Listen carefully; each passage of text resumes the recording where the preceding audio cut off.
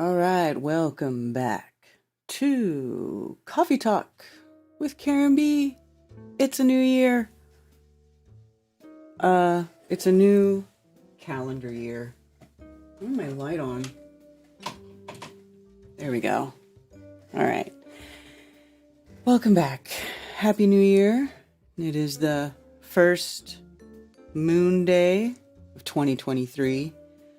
Hope you all have been enjoying your holidays, your holy days, whatever it is you celebrate.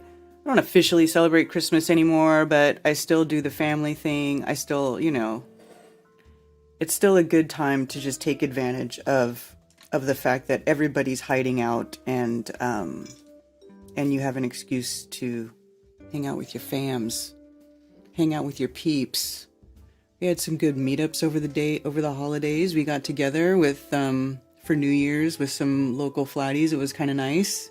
It was cool. It was cool being like, we're all just even acknowledging the fact that we were just so happy to be adults and have other adult friends who are on the same wavelength as us, and we can all get together and enjoy these times, these times when normally it's like normie party time. So you have this allotted time that everybody's getting together and partying and doing stuff, but you don't want to do that with the normies, right? You don't want to go into normie land.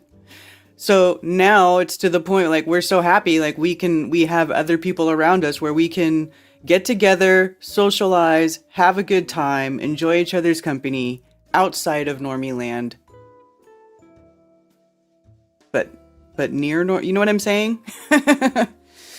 So, the fiscal new year. Yeah, right, Sarah? Happy New Year. Let me give you guys a shout out. Ollie Rendon is first in the chat. So what's topic today? Las Vegas? No, it's not. No. Because the holidays have been on, I just haven't really done very much the past few weeks with that. It's just a difficult time to dive into something like that. But now that the holidays are wrapping up, I'm going to get refocused. Let's see. Clayton Jacobs, National Memorial Gardens, Bizwoofer, Spicy Sarah, Green Chili Bear, Kelly F.E., Conspiracy Music Guru, Sherry Ives, Dave Hinkle, DITRH, Cheers Blue Dots Across the Plain. Dave, did you see? Speaking of, watch this. Have you seen this? I don't know if anybody showed you this yet or if you checked it, but let's do it right here live, okay? If you go into the search engine and you type in, "Are you a blue dot?" ? Do you see this? The government has co-opted your blue dot. Blue Dot Network, United States Department. I mean, you're here too, right? You see the videos right underneath a blue dot, the clock app. But now they have this thing going called the Blue Dot Network. Blue Dot Network participants believe in supporting, building, and financing quality infrastructure projects. Blah, blah, blah, blah, blah. And they made it like a network. Sort of like how yours is a network for flat earthers. They straight up stole the blue dot and put it on some network thing that they're putting together. Have you seen this? I just wanted you to know what the shenanigans are going on.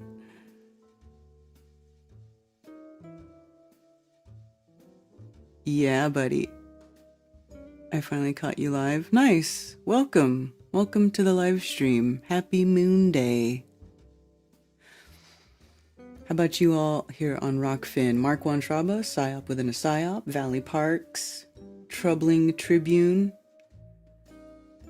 Cody Ford, Ashley Knopp, Enlightened On.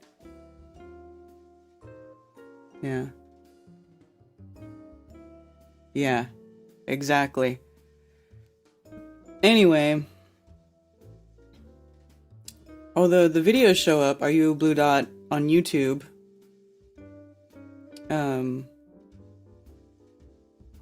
What does a blue dot mean? Are you a blue dot? Flat Earth is everywhere. So, I mean, it still shows up. But it's just funny that at the very first thing, it's the government. Right? It's dirty. Friend finder feature equals FFF equals 666. You haven't seen that, David? Okay, well, good. I was the first one to tell you. Yeah.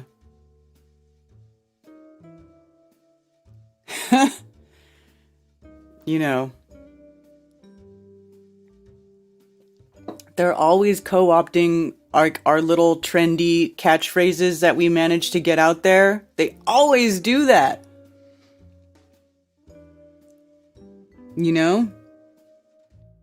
You try to do stuff to get around. If you make something like that gets around their algorithms that filter out like all the trigger words, then they just co-opt it. Boom, like that. Oh, you want a blue dot network? Well, we're going to make a global blue dot network. You know what I'm saying? He has cracked and is saying that there is a use case. I saw you post that, but I didn't get a chance to watch it yet. I will check it out. That's cool that he's starting to maybe open up to that because there is a use case. There is a use case for crypto.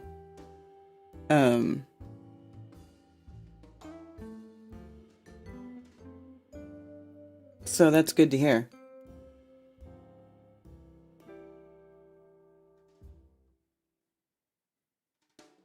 A lot of fog. Yeah, it's been really foggy here in the Carolinas. Really foggy and rainy and wet and blah.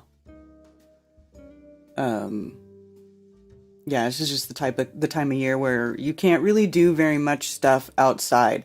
So I actually have some indoor projects that I'm working on now. I've been like repainting my house, the inside of my house, and that sort of thing, and just working on projects that are indoor projects, right? That's all you got to do is switch to indoor mode when it gets all cold and yucky outside. Hello. But yeah, I happen to have the crypto market open here. Let's see. How's the market doing?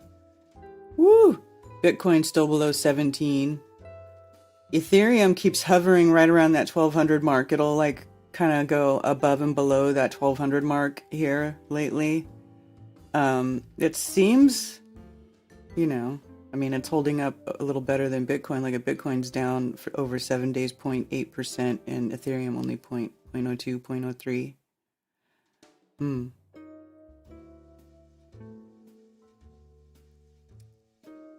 And then I have my watch list. Ooh, Ray's at 119 now. Cool. Icosa's been going back up again. I mean, look how low it is. 37 cents. Ugh. And then look at Hex. Hex is below 2 cents, 0.018. That is such a steal. I'm telling you guys. Oh, there, it just went back to 0.19. But Hex's all-time high was 55 cents last bull market. So that's a steal. Everything is on sale. Crypto's on sale right now, you guys. That's how you got to look at it. It's on sale. And if you've been thinking about onboarding into crypto, right now is the best time because everything is so cheap. It might go down a little bit more. But when it goes up, it's going to go way up. At least that's what I think. BB is a little slow. Yeah. Wish I could buy some, but no extra money.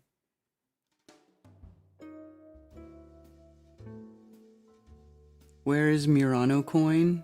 I don't know what that is. What's Murano?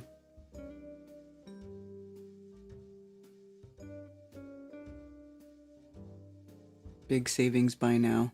Yeah. I don't know. Murano, do you mean Monero?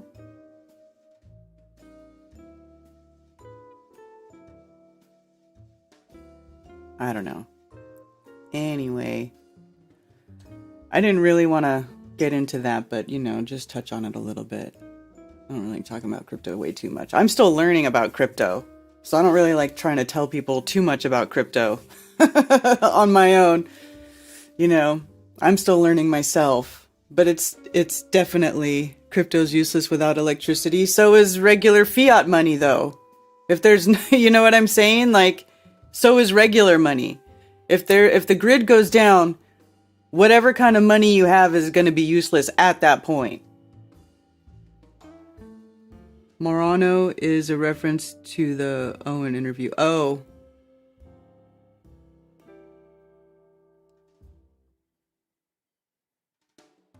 That's what Owen called Monero? Oh. Okay.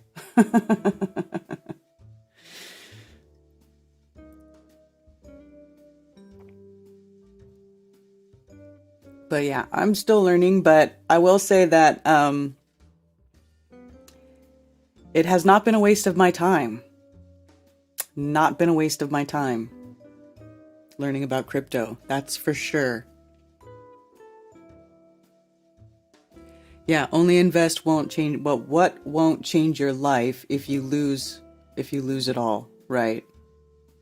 That's what I do. You got to learn to, like, you don't just go diving right in. You buy a little bit, you dollar cost average, you know, be smart about it. That's what I'm saying. Always do your own research. Do your own research.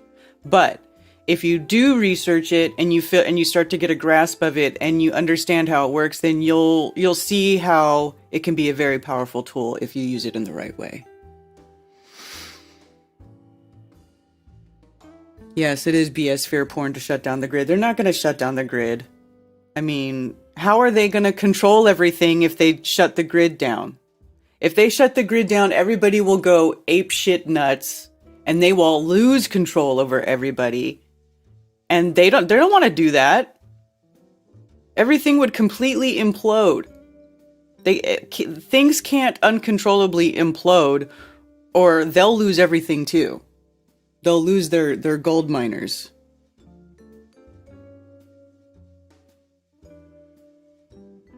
Like gambling. Yeah, but the same thing for the stock market too, right? People invest in stocks and the stock market goes up and down. Remember the big stock market crash when everybody was freaking out because they lost money? So that whole aspect is not exclusive to cryptocurrency. That's a stock market thing too. That's just the cycle of the monetary market. Yeah, so no, I wouldn't worry too much about that. Yeah, there's no propaganda, there's no programmed signals being piped into the TVs across the United States. I mean, actually, well, which actually makes me think about some stuff that I was listening to over the weekend.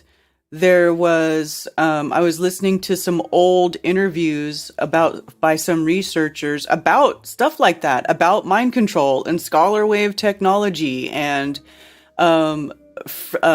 secret, not secret, but hidden things being hidden in frequencies and being emitted on an unsuspecting public. Okay. That is, I'm telling you, that is their most powerful weapon. That is number one. They will not shut down the grid because if they shut that down, I mean, unless they can figure out how to selectively power something that emits a controlling signal, which I guess is not outside the realm of possibility, but that, I don't know about all that. I just don't think, because then, even then, if the grid is down and people are out of there, or people are, already freaking out because the electricity's down, then, and also, here's the other part of it. Not 100% of people are affected by these frequencies. Not 100% of people can be controlled by these frequencies, which is why some of us, I think, are awake. Right? This is why some of us can still see through it. We can, we see through the bullshit, but there's a lot of people who will probably are a lot more sensitive to this type of thing, and they're much more easily swayed by these frequencies, right? So, if they shut down the power grid, they cut that off too. So I just don't think it's ever going to happen.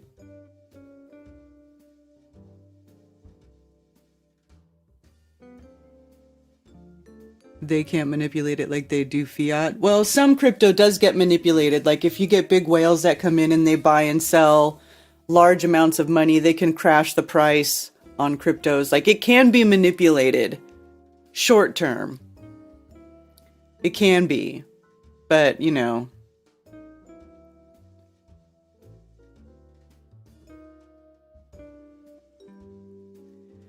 Anyway, what was the guy what I was listening to? What was his name? It was, oh, I know what it came from. Okay, so there's this guy,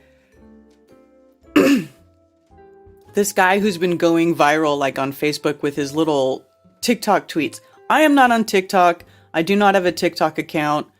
I don't plan on starting a TikTok account. I just don't need or want something like that is going to add to the degradation of my attention span. Because as it is already, I can already tell that my attention span has been butchered. And I'm trying to build it back up. And one thing that helps me, by the way, is Grounded Extracts Best Earth. That helps me refocus. I just want to say that helps a lot with bringing back the attention span. Right? So I don't have a TikTok thing because I just don't need anything like that. But this guy, his videos make it everywhere else, right? And it's like the Museum of Tarot or something like that. And he's the guy with the dicyanide glasses that he says he's selling that, I don't know. So anyway, there's one video where he's talking about frequencies, ELF frequencies, it's what it is. It's extremely low frequencies, right? Extremely low, like almost the same resonance or frequency that the Earth puts out, right? Which is really, really low. It's like 7.8, 7.9, something like that is the average, right? The Schumann resonance. So he's talking about, he shows a clip of a man giving a presentation with like running a pencil through his hair and then like just, really simplistically trying to affect people in the room with frequencies or vibrations or whatever. And the guy's name in the video that he's talking about is Dr. Robert Beck. So I spent some time going and digging around on the interwebs trying to find some more information about that guy. And then when I found that guy, I found a bunch of other names that I had never heard of all these people who research things like the ELF frequencies, radiotronics, free energy, all this type of stuff, and a bunch of names that I'd never heard of. And and then I found some old radio interviews, and I was listening to these old radio interviews, and and just the things he was talking about, it's so relevant. And when the year, the interview that I was listening to was from 1984. 1984. And it was a radio show. And the guy, they were even taking phone calls, and there were other people calling in. And you could tell it was like this radio show. It was a radio show called Open Minds with... And maybe some of the older people in the chat might know who recognize the name, but Bill Jenkins. It was Open Minds with Bill Jenkins. That's what it was. Have you guys heard of this? Like Bill Jenkins is like the predecessor to Art Bell, right? So anyway, it was a really interesting radio interview, and he was talking about how there was like high-end restaurants, like, big restaurants in Los Angeles that had these certain devices that they had in the restaurant, and they were emitting these frequencies that increased metabolism and made you eat faster so they could get higher turnover rate on the tables, right? On the tables. Let me see if I can find this. Anyway, on the tables where it was so like if you eat faster and then they can clear you off and bring more people in. And so he found out that was being used. And this is like back in the 80s, you guys. So if there's technology that's been around like that, I mean, clearly stuff like that must still be being used to some degree. I mean, and you got to think about maybe some of these big name restaurants, like, that are bringing in millions of dollars. These, high dollar restaurants, are they doing stuff like that? I don't know. So, and just to think that was going on in a restaurant in the 80s. Okay, so fast forward now, so that's 10, like 20, like 30 years? 30 years ago. So fast forward 30 years, you think that same type of technology isn't being used to some degree, possibly in a larger scale, certainly by the government, if a restaurant was using it in the 80s, right? So I just don't, the electrification of the grid is like key. It's key. I mean, and also think about it. Think about what we know about how viruses, the real story behind viruses. I'll just say that, right? The real story behind viruses. And it makes me look, I'm looking for, if I have my book, this certain book. Hold on 1 second.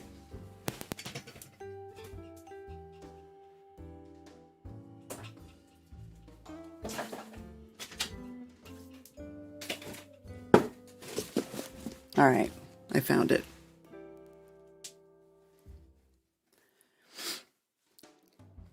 But right, yeah. Ricky from Trailer Park Boys said, "Fuck money, money can suck my cock," and I've always tended to agree with him. Yeah.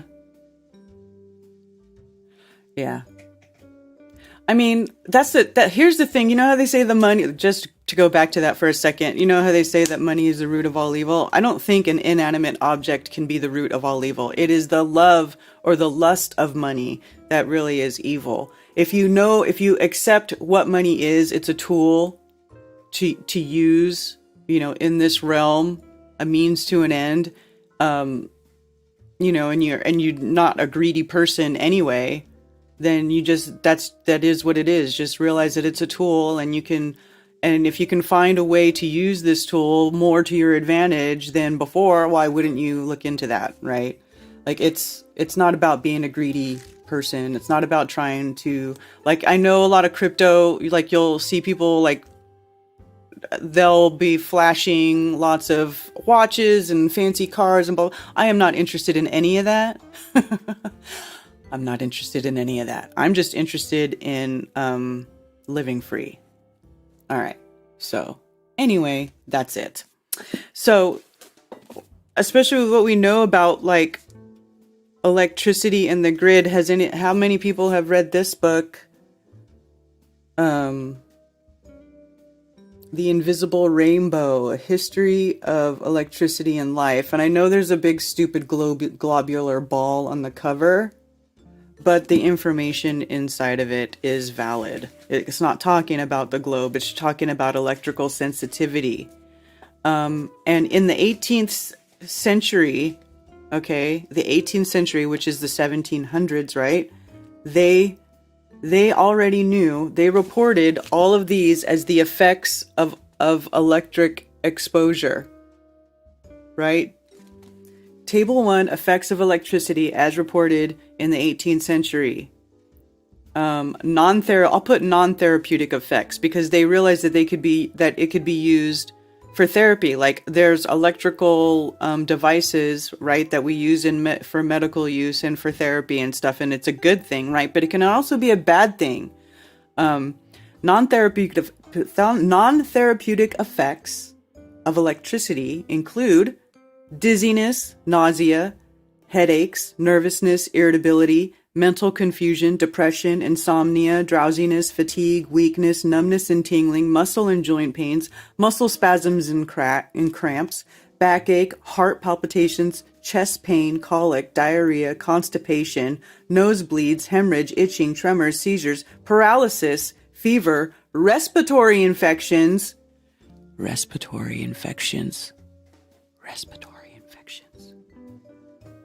shortness of breath, coughing, wheezing and asthma attacks, eye pain, weakness and fatigue, ringing in the ears, and a metallic taste.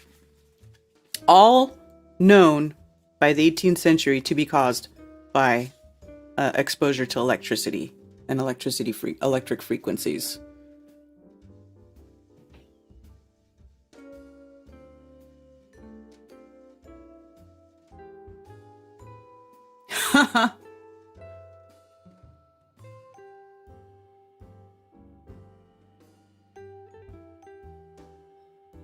Those subliminal effects are real, right?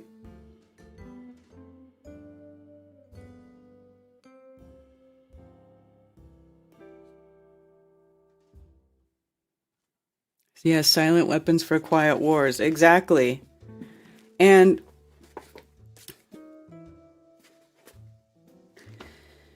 so I haven't read this book cover to cover, but I have read quite a bit of it. And there's another... wow, I just saw that there's a chapter on diabetes.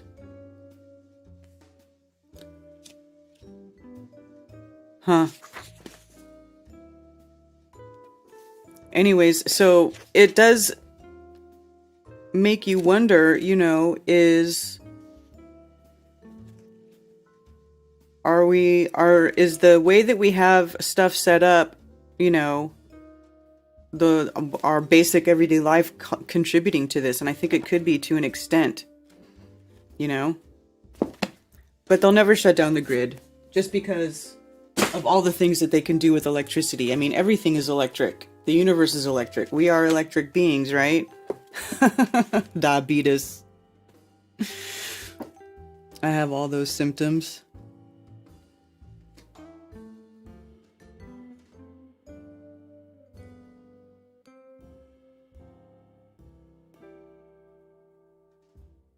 Yeah. I'm just trying to, look at what they've been trying to scare everybody with for the past 3 years now, because it is basically 3 years, right? 2020, and we are now in 2023. So look what they've been trying to scare everybody with for the past 3 years. I mean, how many of those symptoms are in what I just read? Right? Like all of them.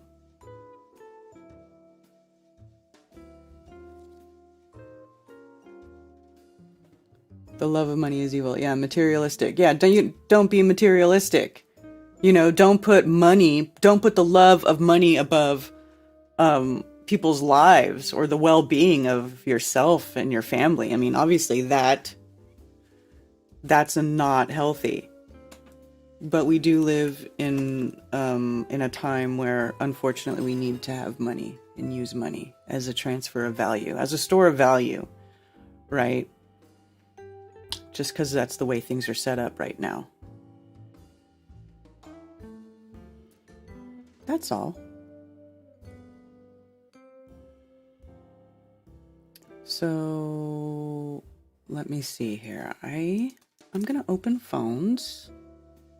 I always forget to open the phones. Let me do that.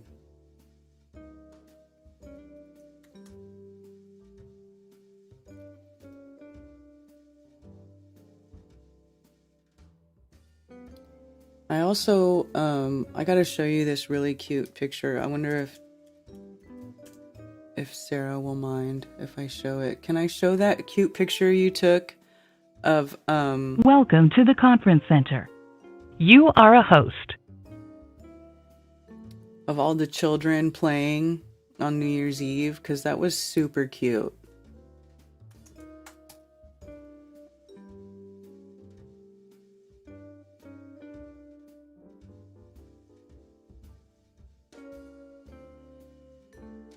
I mean, seriously.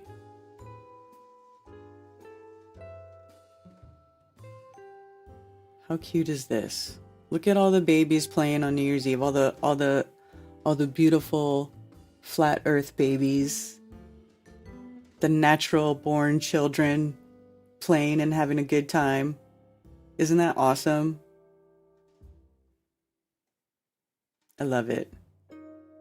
Oh, look at the little babies. Look at the two baby girls, Josie and, why am I drawing a blank? Talia.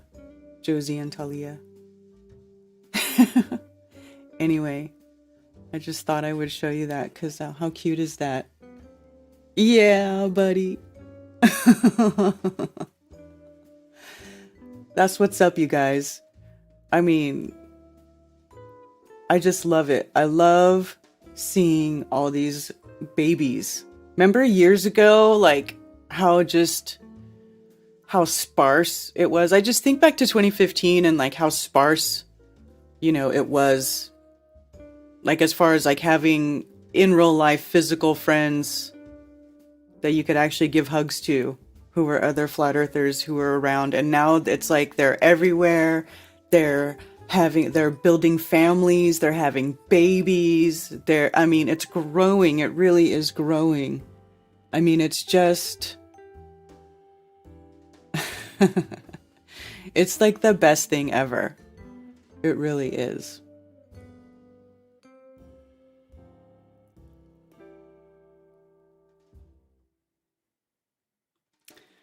So the phones are open. 848-222-2480 if you guys want to call in and talk. Any other UK viewers? We have a caller.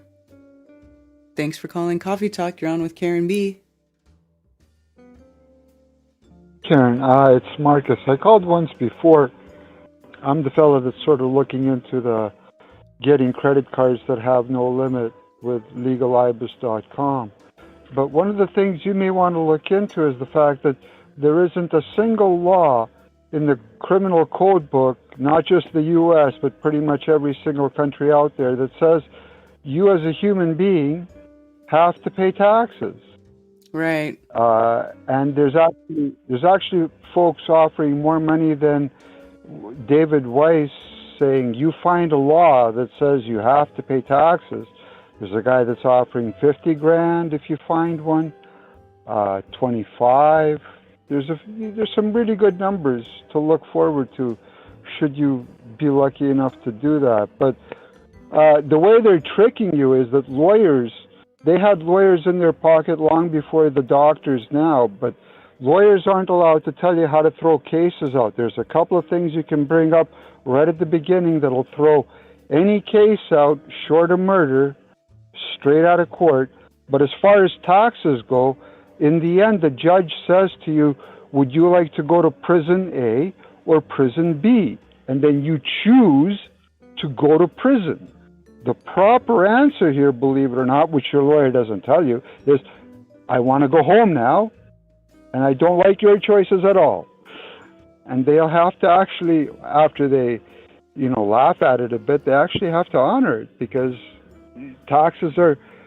personal taxes are completely voluntary. Right. Literally. I was saying this in the crypto group actually the other day, that taxes are voluntary. Completely, yeah. And the thing is that like a lot of folks are worried that if they start messing around, the men in black will come and send them to prison. But you can't go to prison for this. I mean, the worst that they can do is say, stop it. Right. Should you screw up. But legal libel actually says, here's how you do it. And if you set yourself up right, you can do consultations with your friends. Like you can consult your friend on, let's say, crystals, and your friend can consult you on anything you freaking want. But, you turn him into like your guru, and you give him, let's say, $500,000 to consult you, and they pay you to consult them. And then you cash up really quick because you have legitimate money to play with. And then on top of that, you can make your credit cards absolutely free. And by that, I mean, you never have to pay them.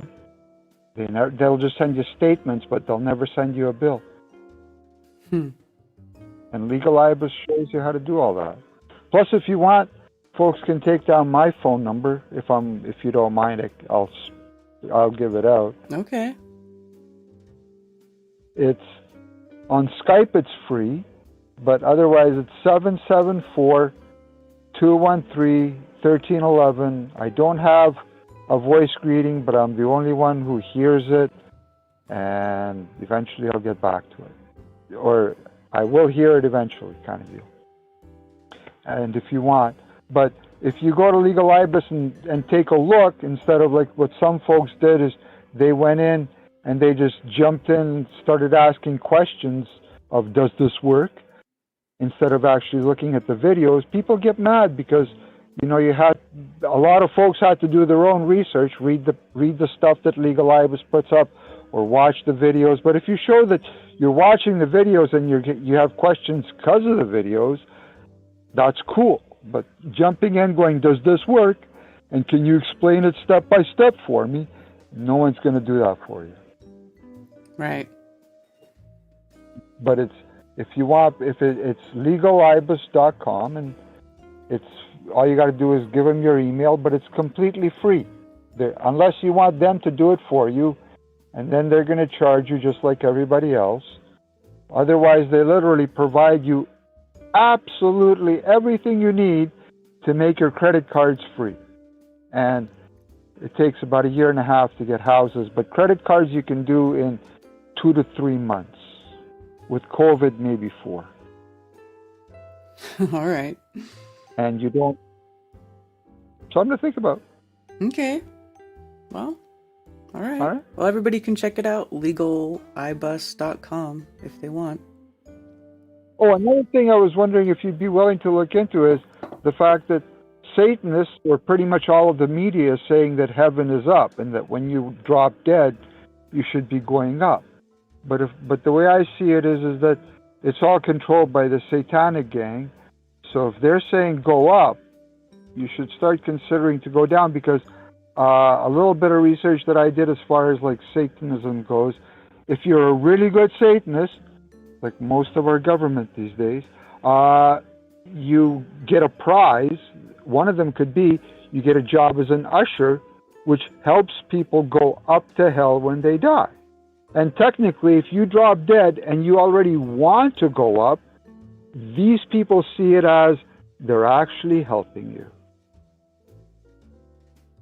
And if you never did anything good for Satan, like most of our government, I guess, then the only thing you can do is scream in eternal terror. So, something to think about. Okay. All right. All right. Thanks for calling. All right. Have a good one. You too. No problem. Bye. Happy New Year, by the way. Yeah, and Happy New Year. You are crushing it. All right. Legal. Oh, it's here. I'll give you the website. It's Legal IBIS. If you guys want to go check that out. You guys want to check that out? Here, I'll put it in the Rockfin chat. Do you guys want that too? There you go. It's literally Legal IBIS, as in like almost like iPhone, but IBIS, IBUS. If you want to look at that.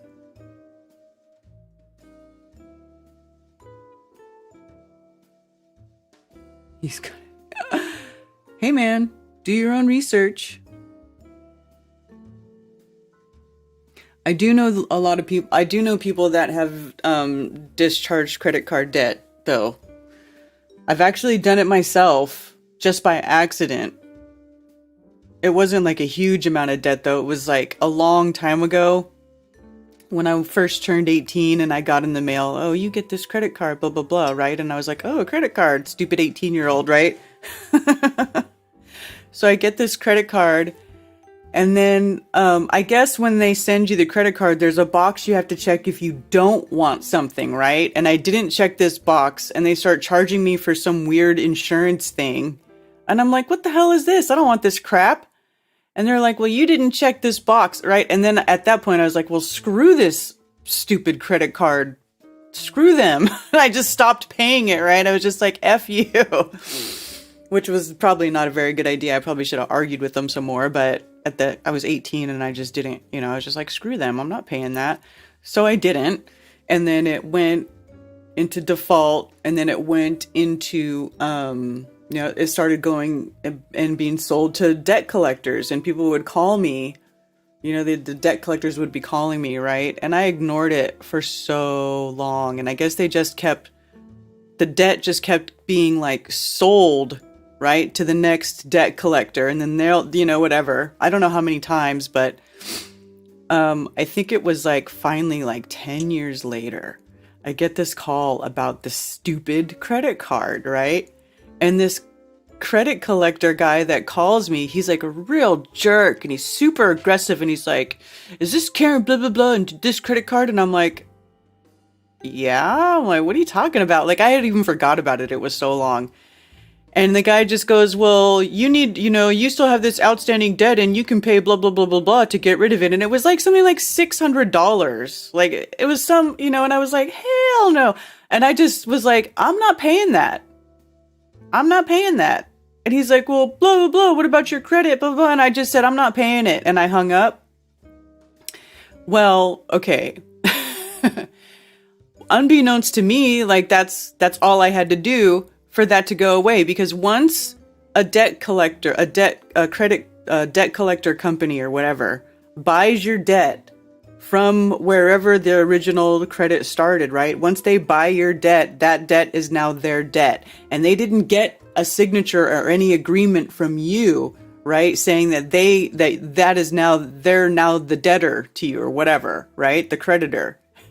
So you were never part of that agreement. So they're illegally like buying this debt and then, trying to strong arm you into giving them money by scaring you into thinking that like you have to pay this or your credit's going to be screwed forever or they're going to come after you. But once they buy the debt, it's theirs, and you just have to say, well, no, it's your debt now. Have a nice day. And it goes away. Like I'm telling you, that credit card, after I did that, it disappeared. Like I ran like a credit check on myself like a year later, and it was nowhere to be seen. Nowhere to be seen. Completely disappeared. So, yeah.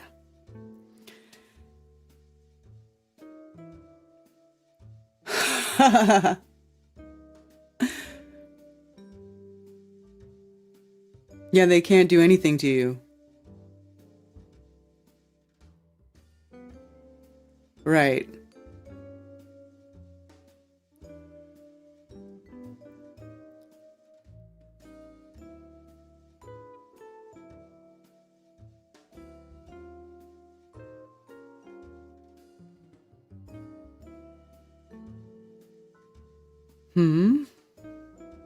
What is that in regards to? Space sucks. Good morning, Karen. I see you changed your name.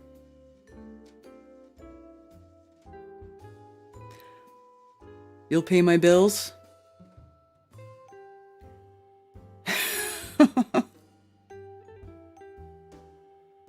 Yeah, exactly. Oh, you bought a debt? That wasn't smart. Yeah. I told this one gal, she was asking me about it, and I said, tell him thank you for buying your debt. Have a nice day. I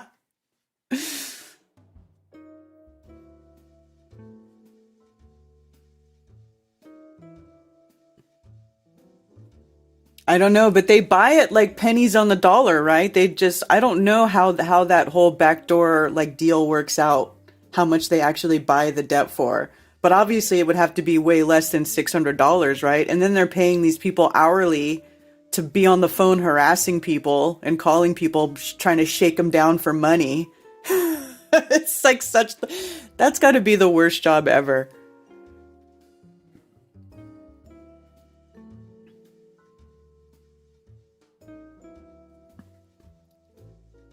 Oh, wow. You had hospital bills go to collections? Because as far as I knew, a lot of hospitals won't even do that. They'll just keep bugging you themselves.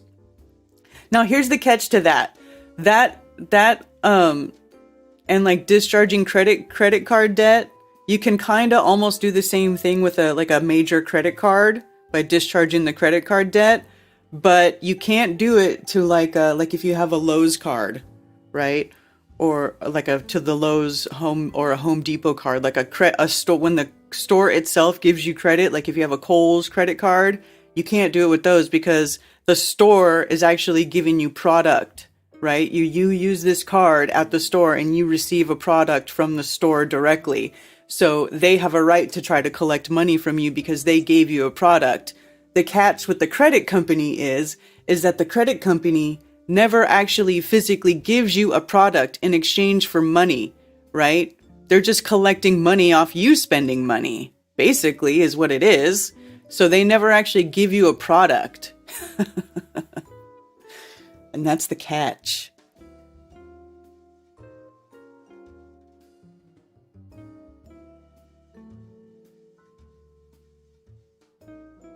That is so weird to me as an EU person. Thanks for clarifying. For what?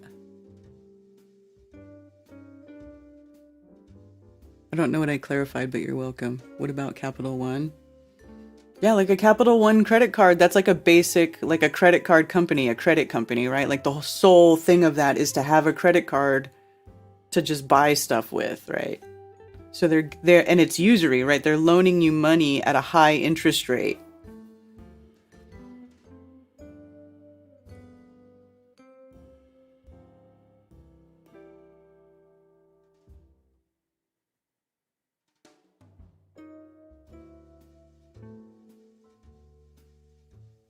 Mm-hmm.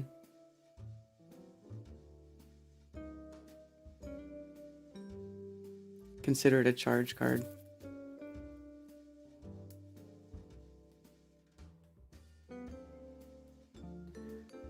You're a pro at not paying credit cards. I mean, you know, I don't recommend it, like making that like your whole profession in life. But if you get into a hard spot, you know, if it becomes overwhelming, there are ways around it that don't involve filing for bankruptcy and ruining yourself, ruining your credit for however many years, like 10 years.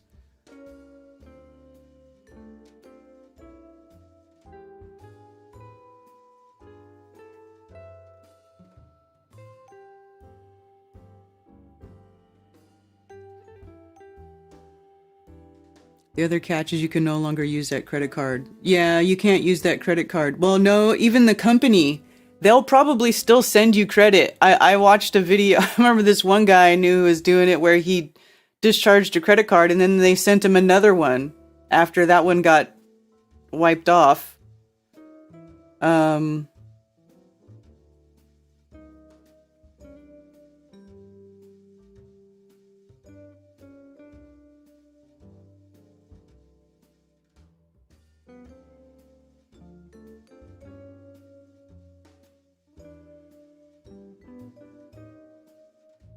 You look at you guys going off in chat about it now. Promise to pay them. Be really friendly. Promise to send them $1 a week and tell them you have to run.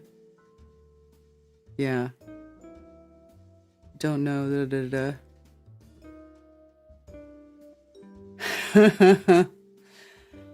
Yeah. But anyway, the whole point is to not have to do that. It's to not have to mess with any of that stuff. That's where I'd like to be. It's where you don't even have to mess with any of that stuff. Just pay for everything up front, in cash. The problem is getting that capital to begin with. And that's the trick. Give them 33 cents. Oh, we have another caller. Thanks for calling Coffee Talk. You're on with Karen B. Line unmuted. Can you hear me? Yes. Hey, it's Jesse from Massachusetts. How are you doing? Happy New Year. Good. Happy New Year. Thank you. Currently in Wausau, Oklahoma. They're spraying the heck out of the skies, but what can you do? Interesting article I read about maybe 5-6 years ago. And this has come up a few times over the years, but this specific one, for example, 63% of America cannot cover a $500 emergency without, borrowing from a friend or using a credit card or taking out a loan or just literally being screwed. So I can see what you're saying. Yeah, you got to get unfortunately, a lot of people just don't have the capital, to live like that. Mm-hmm. And the other thing I've noticed, more and more companies now are offering, at least I saw this recently, I was picking up a DoorDash order at McDonald's, and they're making a big deal. I think it started with the gig economy with Uber and Lyft. You can push a button and get paid instantly. And now McDonald's is doing that too. So it seems like they're basically, given into a situation, where more and more people, desperately need their money right away. Have you seen that anywhere else? I've not. Yeah, I'm wondering if that's, just a new thing. But yeah, McDonald's is offering that daily pay. Most companies, obviously growing up, and companies I've worked for, you get paid once a week or once every 2 weeks, Mm-hmm. I mean, who knows? Another thing, little different subject. I don't know if you are aware, Tesla offers their own auto insurance. And that could be, I think, a bad idea for people signing up to that, because that car is essentially a computer, and they're going to see, exactly, what you're doing. And more insurance companies are offering this device you can plug into your OBD2 port, and essentially it's, driving around an FBI agent, and more people Right. go for this stuff. You're going to get to a point where they might even try to make it mandatory if enough companies were to sign on to this. I mean, who knows? And if enough people were to, follow suit. And of course, the idea is, you'll save money. That's, the catch. That's what they try to get you to, believe. Right. And that's, we'll do that just long enough to get you hooked, and then slowly but surely, frog in the boiling water. Right. Exactly. That's what's going on. Doing a meetup that is on January 14th. That's at Charleston's Restaurant, 6 to 9 p.m. in Edmond, Oklahoma. And the Peanut Gallery will be there. You'll have to figure out who he is, as Mark says. Again, January 14th, Edmond, Oklahoma. You can RSVP directly, 857-344-6209. or 300kmileprius@gmail.com. Right. Saturday the 14th. How was your New Year? It was great. It was great. I was hanging out with a bunch of flat earthers. Awesome. Mm-hmm. How about you? Are they spraying your skies down there as we speak? Well, it's really overcast here, so I can't tell today, but they have been. Yeah. Yes, we've been abnormally warm again for like 3 days. This is day 3. We're going to be close to 70 degrees, and starts off fairly blue sky, and then not even midday. I mean, it's just a haze. I just don't understand how more people don't see this. With the designs, literally tic-tac-toes, X's. I mean, it's like literally right in front of your face, and they just think it's all contrails. I just don't get it. Yeah, I know. I'm guessing once the cold front goes through, they might, give us a break. That's going to be my prediction. We'll see if it happens. But I think I mentioned last week, talked to one guy who says they've just been really, really accurate with their weather forecast, more accurate than they usually, have been in the past. And I think we might know why. Possibly, yeah. But just wanted to call in quickly and say Happy New Year, and keep up the good work. And let me get this right. Shout out to the late Rob Skiba. Yes, I know I screwed up last time. Oh, yeah. It comes out that way. Yeah, well, they were good friends, and Rick Hummer was the guy that I met first. Unfortunately, I never got to meet Rob, but yeah, somehow it just came out that way. But Rob Skiba, you, Mark, Brian Stavely, and anyone else, Jake and Dan from the band, and anyone else I can't think of this tenth of a second. All right. Well, So thanks for happy calling. 2023. Yeah, happy 2023. Thank you. All right.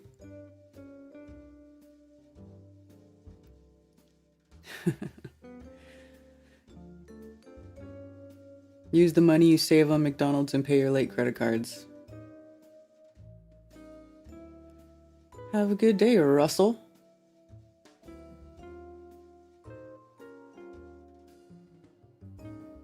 Big fan of daily pay. Well, I wouldn't be surprised if people needed their money, quicker now because things are so freaking expensive. So expensive. Prices have gone up on just about everything. Grocery store. It took a while for me to notice it here. I think the big cities were noticing the price increase at the grocery stores first, but it finally made its way here out to the country. And yeah, things have gotten a lot more expensive. So your dollars definitely don't go as far as they used to, which is a form of a tax, right? Inflation it's a form of tax. And it's all because of the Fed.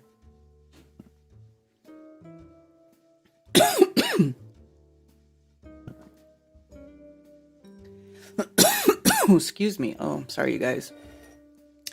Oh my gosh. Choking on spit.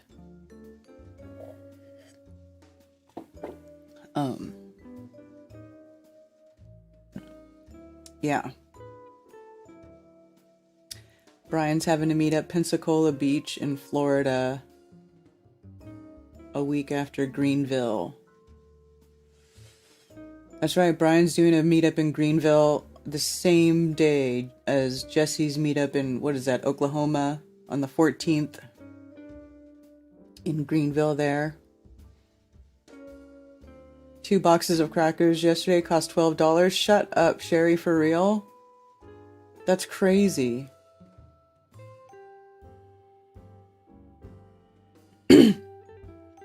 The grid forming on the Schumann resonance in the last few months, a grid is forming and it was never there before? Well, let's take a look, Sherry.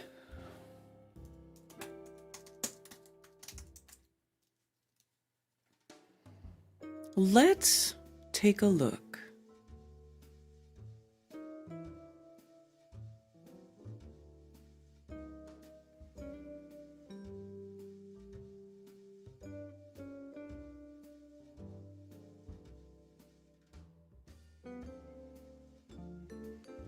Highs and lows. I remember this going on. Remember when we were seeing those bursts. 30 days retrospect.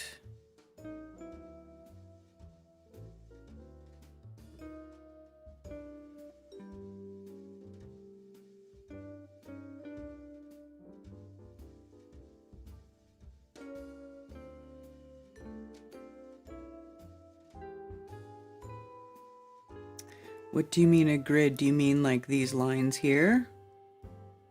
You mean this?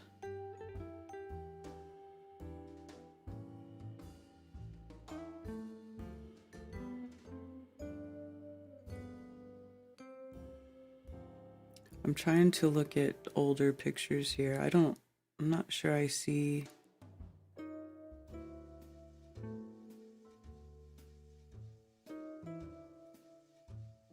What you mean?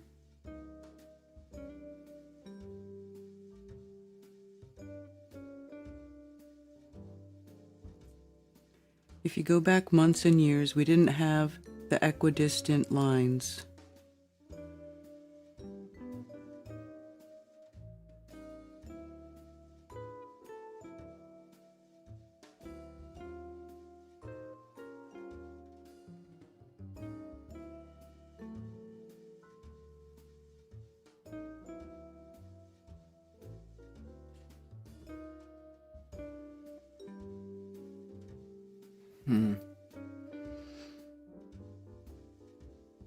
We We never had equidistant lines.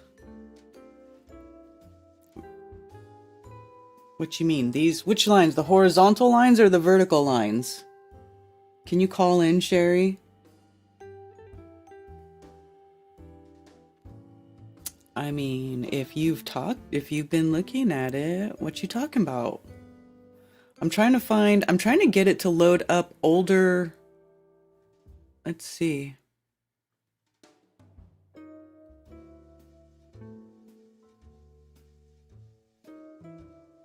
It's low right now. Well, it's going up, but it was low earlier, right? Why doesn't it... Why can't...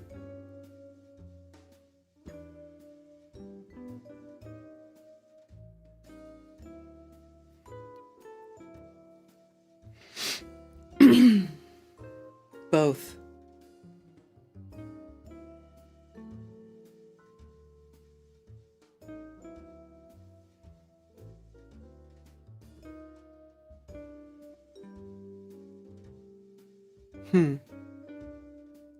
So what's this? This is December 2022. So this is almost a year ago. Right? The 31, 12, 22, 1, 1, 20. Okay, so this is like a year ago.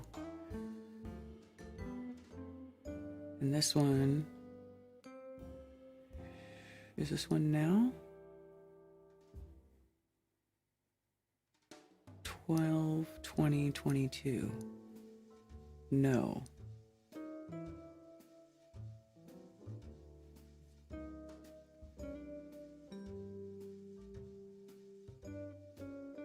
So this one, okay, here.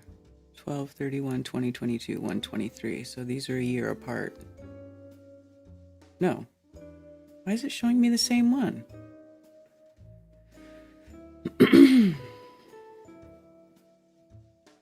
How do you get it to show you old?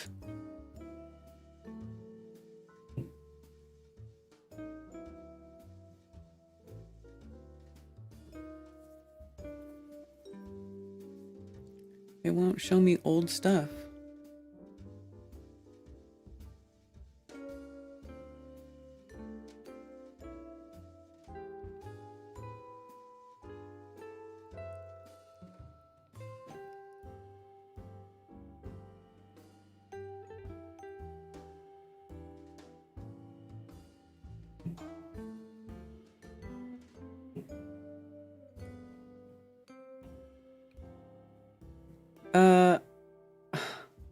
This website sucks. So what's this? 3/12/22. Okay, so here's March. Why is it randomly showing me? It's like randomly showing me days now.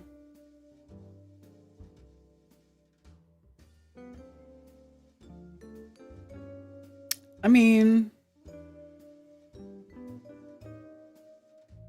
I see it. I guess it does look weird, huh? Well, here's the thing, Sherry. You know what's funny about this too is like that interview that I was listening to with Dr. Robert Beck, and he was talking about how they have these devices that emit these frequencies, and they were testing them inside. They were building Faraday rooms, and they were testing them inside these Faraday rooms, and they found that this one frequency was able to penetrate the Faraday room. And it was one of these ELF frequencies, the extreme low frequencies, and it was almost the same frequency as the Schumann resonance.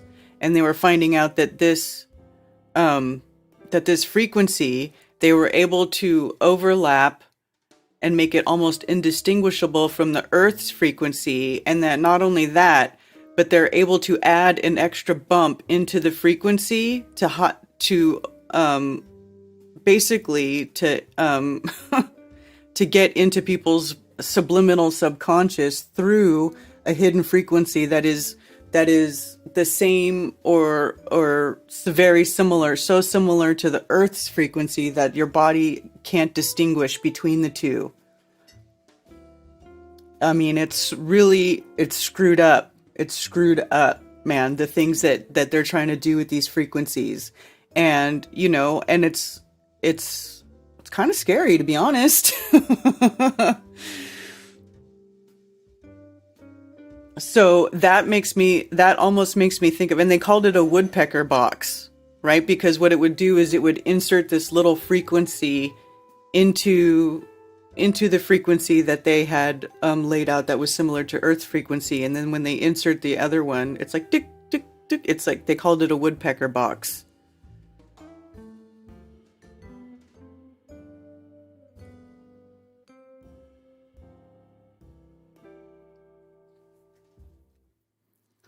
Let me see if I can find the let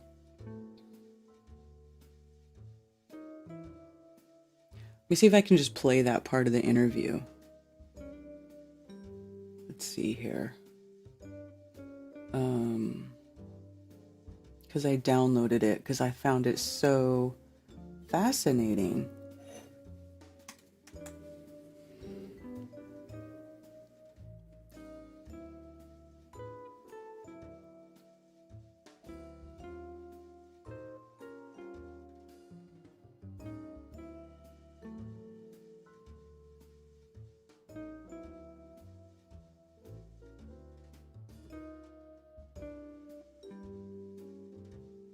Between you and the newsmakers and newsbreakers of today. Talk to the people who are involved in current events and headline issues. Talk radio is your invitation to a learning experience. Talk radio is Bill Jenkins. Bill Jenkins.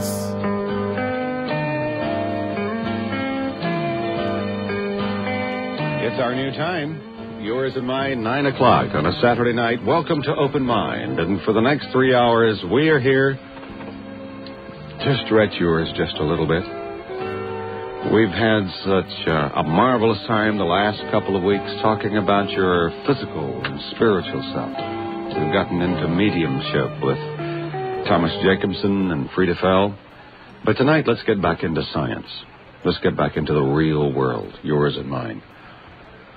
We have talked so much about the ELF waves, the scalar wave technology, the new vistas of science that are in front of us. They are marvelous. These new avenues of science that are in front of us. Awesome.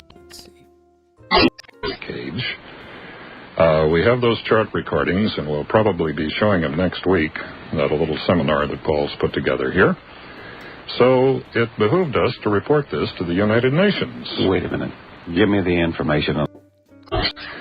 Took an interest in this, so we went back to his Faraday cage and awesomeing. And my good... Right. Now, all at once, man produces a signal in that very same frequency. Here, let me back it up a little bit. It's so interesting. On the other, the actual ELF signature. And strangely enough, a number of these people were locked in synchronization with this little signal that was down in the millionths of a Gauss. Gauss is a measurement of magnetic intensity. I reported this in 1973, and of course at this time it was sheer heresy. Fortunately, there have been a number of international conferences, bioelectronic medicine, and various scientists have replicated this work. Well, you've got to feel at home here because this show is known as sheer heresy also, but that's all right. We've been proven right time and time again. Go ahead. This is the one from 1984, you guys, that I was talking about earlier. About 1976, a very, very powerful transmitter came on the air, and this turned out to be the Soviet woodpecker. Listen. Is that the one at Riga? That was Riga and Gomel. This was postulated to be the original site. There are others. The Russians. And many others now. Right? Many others.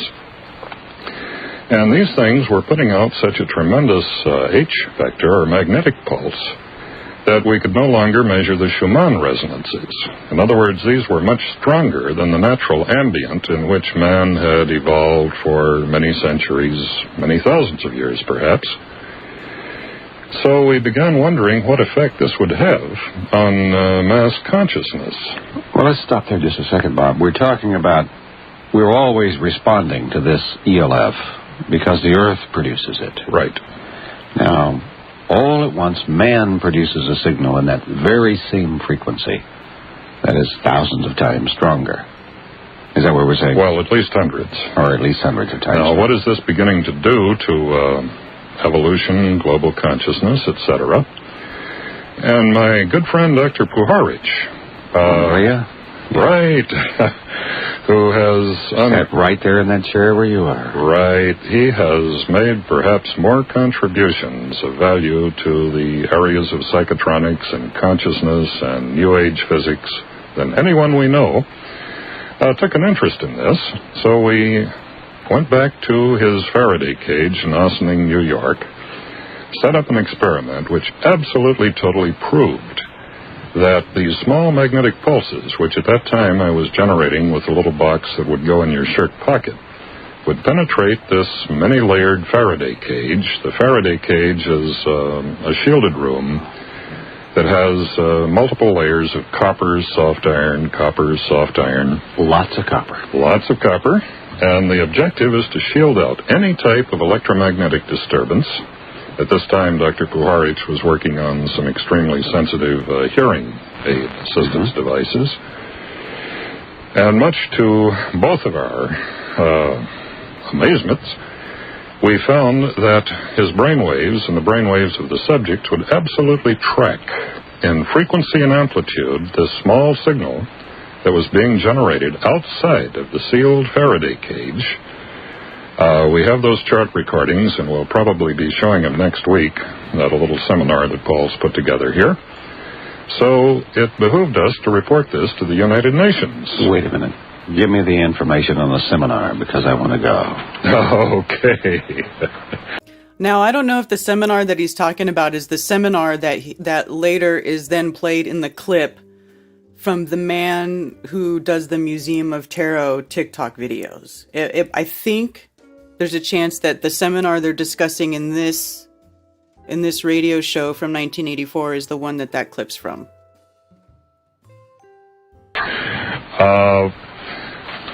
I was sort of talked into this. I'm rather low profile, but my good friend Paul Andrews said that we should do something called Occult Influences in Modern Health, an Electromagnetics Survival Seminar.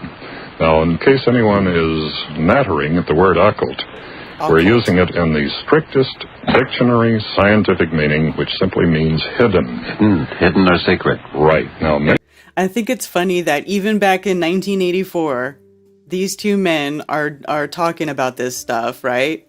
And the man is like, oh, you know, the name of the conference is like occult, has the word occult in it, right?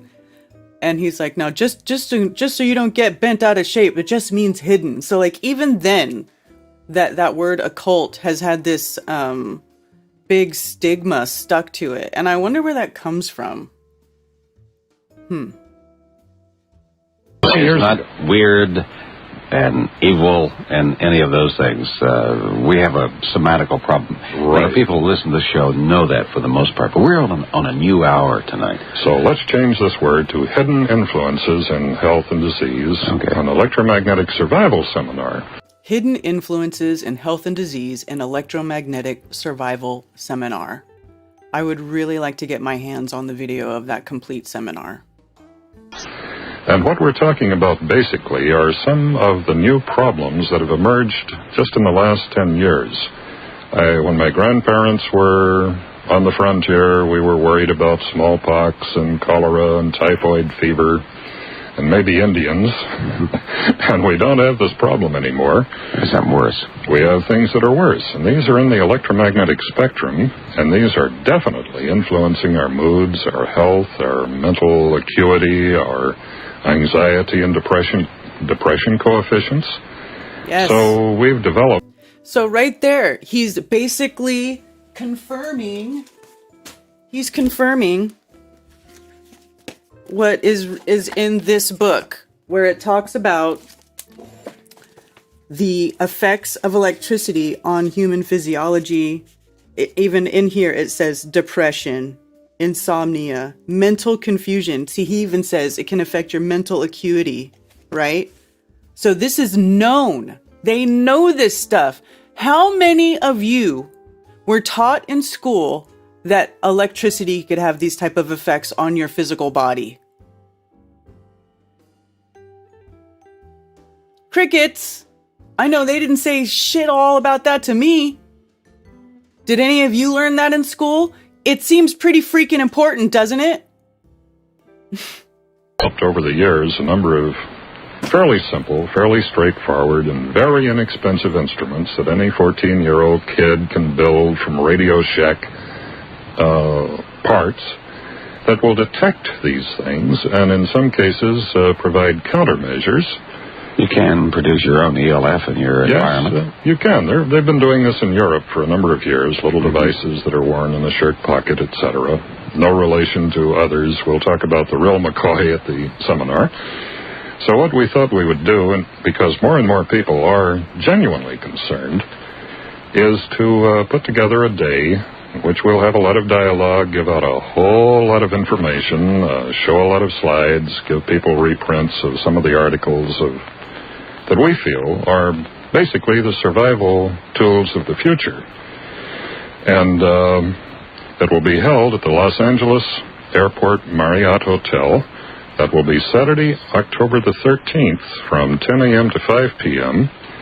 And there's a telephone number where you might call to get more information. And that's area code 213. I don't think that you can call that number anymore. I mean, this is from 1984. 9405. But he gives out this number and an address. Don't show up because we're going to measure brainwaves of some of them and demonstrate to volunteers only that we can alter those brainwaves from a distance with little blue boxes, little black boxes. We're going to demonstrate how you can find some of these. So anyway, that's like the most important part that I wanted to play from that interview. There's other actually really good juicy parts too. Some of the callers that call in. There's other guys like the guy, John Bedini, I think is one of the, I don't know if that guy calls in or not, but there's another show from this same series of the radio show from way back when. And this other guy who works with this Robert Beck guy studying frequencies of free energy, ELF, psychotronics, radiotronics, blah, blah, blah, all that kind of cool shit. So, but the other interesting thing, I know, right? Nice, no more Radio Shack. I thought about that too, Charles. When the guy says, he's like, we're going to show you how you can build your own device to counteract these frequencies with parts you can get at Radio Shack, right? And Radio Shack, and I was like sitting here listening to this over the weekend to myself, and I was thinking, man, Radio Shack went bankrupt. There is no more Radio Shack. There used to be a Radio Shack in town, but it's gone. It's long gone. Been gone for years now. So they don't want, see, this is it. They don't want people able to construct or do things on their own. They don't want, pirate technology out there. They don't want people able to tweak their technology or to even be able to build counteractive technology to what they have. So this is the type of stuff that I really love getting into, right? So how can we, protect ourselves from this over electrified environment? And it's, I just think it's interesting that there are people who've already been studying this for decades, right? And so that they know that there are other counter frequencies, or there are ways you can generate a field around you which shields you from these harmful frequencies, right? So I find that fascinating. Yeah. Health should be on everyone's radar.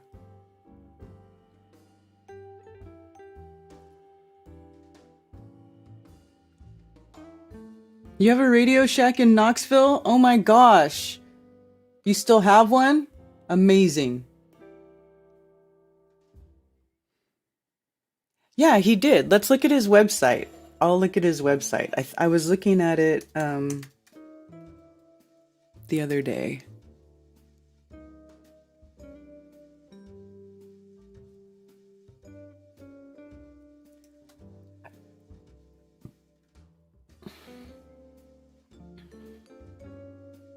Bob Beck. That's the website, bobbeck.com. Looking for Beck units.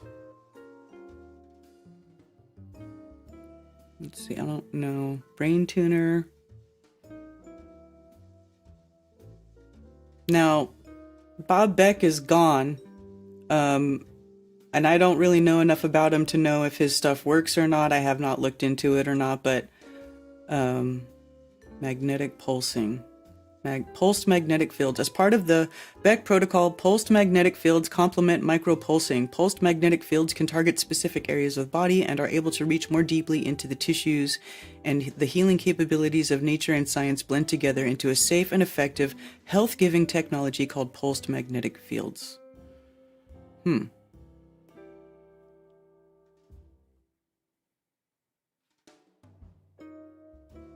Interesting.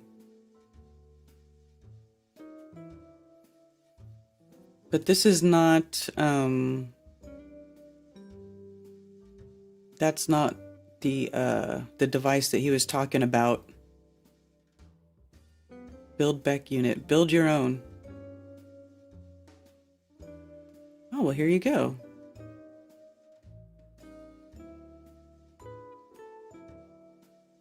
How to build a blood electrification unit.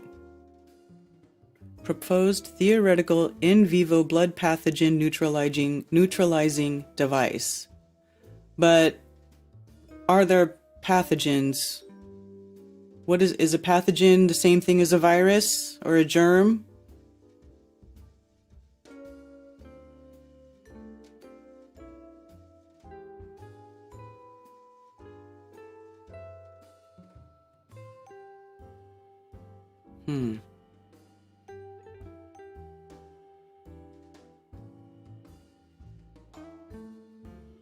Updated blood electrification unit with constant current ionic colloidal silver. I don't know. Well, it gives you the schematics of how to build one if you so desire, I guess. How to build a magnetic pulse generator.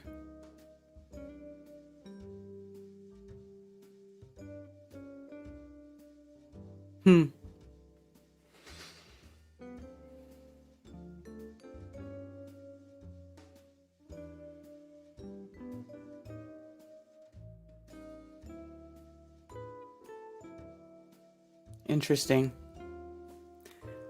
But I wonder, I don't think that's the same thing that he was just talking about in that interview I was playing, that old interview, where the little device of a box you put in your pocket, right?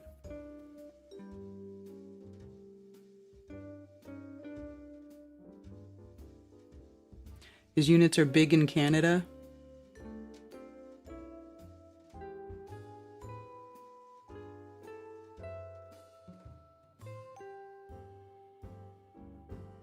Studies by Barcelona and Exeter University show that people living in areas with high exposure to LED lighting doubles men's risk of prostate and women's breast cancer.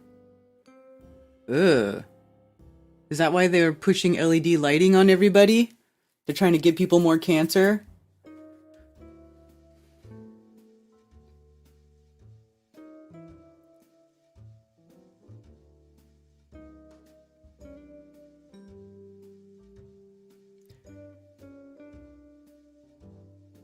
There are still franchise Radio Shack stores, but the corporation's gone.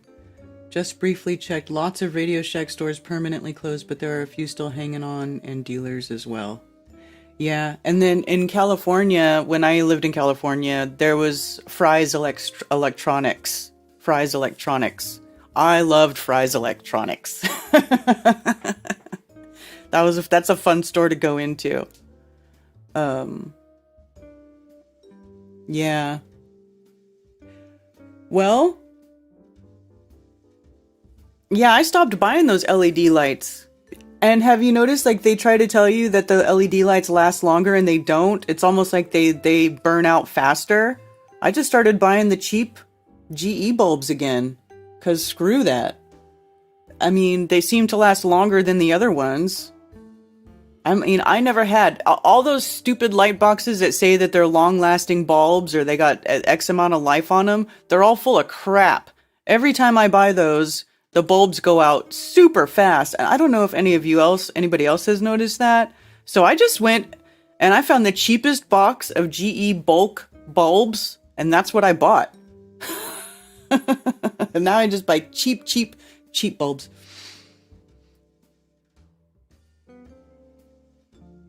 Yeah. I don't know. So anyway, I found that very interesting. And then, what's the other guy that I started looking at as a result of that? It was the John Bedini. And I sent it to Zach because this guy did some interesting work too. He is one of the true legends of the free energy movement. Starting in the 70s with Bedini Electronics, John became one of the premier audio and circuit design engineers in the world, a prolific inventor. His Bedini audio spatial environments remains the pinnacle of three-dimensional audio sound processing, with numerous patents on audio systems, regenerative electric motors, and battery charging methods. John pushed the boundaries of science and technology. His developments in the field of crystal batteries are another milestone to produce practical appliances that essentially power themselves. This part right here really got me interested, as crystal batteries. What? He is also known for his invention of the Bedini SG, which is the world's most replicated free energy machine. In the picture above, you see an early one of his models, which can start with a dead D-cell batteries, and when he spins it, it will start turning on its own, will continue to accelerate, turn a propeller, blink LEDs, and hours after it was started, the D-cell batteries will be fully charged. Although John has mastered this technology for decades, it was demonstrated publicly for the first time at the 2015 Energy Science and Technology Conference.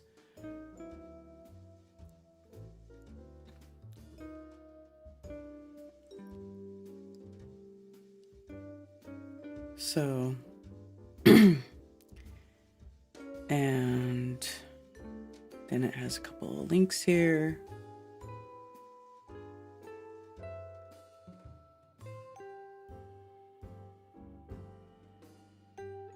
If you want DVDs on my work, go here. Crystal batteries. I'm really interested to see the work on crystal batteries. Zero force motor. The Bedini Rife Priore device. Oh, interesting.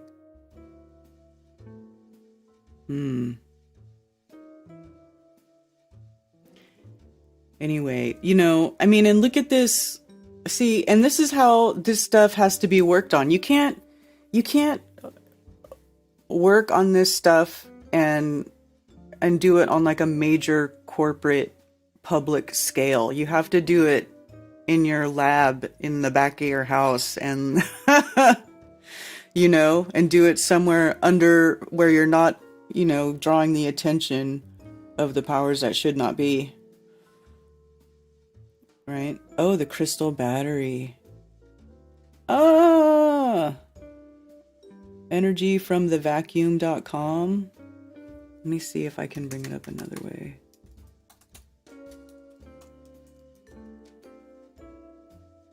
Why? Oh, it's not up. This other website's not up. Shame. No.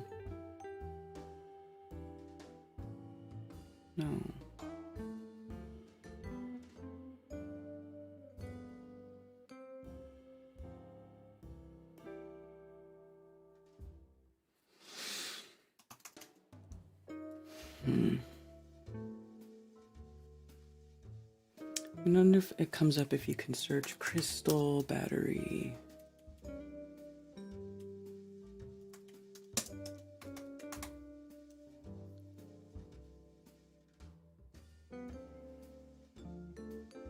How to make a crystal battery?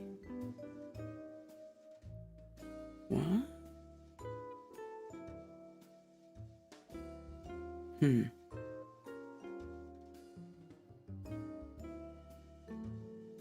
Deep cycle batteries, crystal batteries, up to 3,500 cycle batteries. Interesting. Safest battery tech and high quality. Faster, safer, longer, and stronger performance. Crystal batteries are considered the safest and best performing lead-based battery with up to 99% recyclability. Crystal batteries are a military-grade battery originally developed in the... Holy shit, you guys.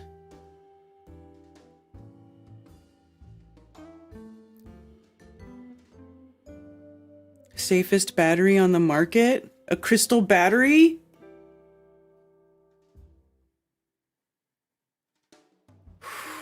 Yo. And they got an icosahedron as a logo. You guys, this is totally tapping into Earth energy right here. It has to be. It has to be.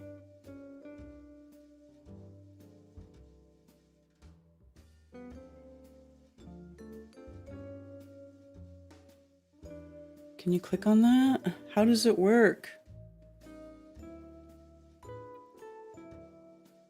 What is a crystal battery? Crystal batteries consist of a number of unique special features, including a microporous, super absorbent, matte, thick plates cast from high purity lead, calcium, selenium alloy, and a CiO2 silicone based electrolyte solution. What? During the charge-discharge cycles, the electrolyte solidifies and forms a white crystalline powder. This eventually results in a safer, high-performing, and environmentally friendlier battery. Crystal batteries can be used as a substitute for most battery technologies in the lead category, such as lead acid, lead gel, and AGM. Wow. Crystal batteries have a design life of 18 years. Holy smokes. Crystal batteries have an extremely low self-discharge and can be stored for more than 2 years without any top-up charging prior to use. What? 2 years? So this thing can sit there for 2 years and not lose charge? Crystal batteries can operate in wide temperature range from -40 to 65 to 149 Fahrenheit. Wow. Can even be charged below 0. Dude. Come on. Are you guys listening to are you guys seeing what I'm seeing here?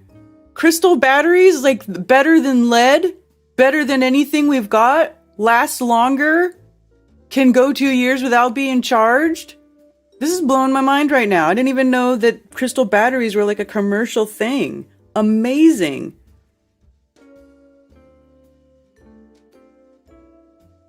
How long have crystal batteries already been in circulation? Are being used in a wide range of applications, including but not limited to telecoms, UPS, petrochem, marine, defense, renewable energy, healthcare, manufacturing, transportation, and electric motion, wheelchairs, golf carts, and trolleys, caravan, RV, recreational, blah, blah, blah. Wow. What is a crystal supercharger? Okay, so the crystal supercharger is a special charger for the crystal battery. Energy storage. What?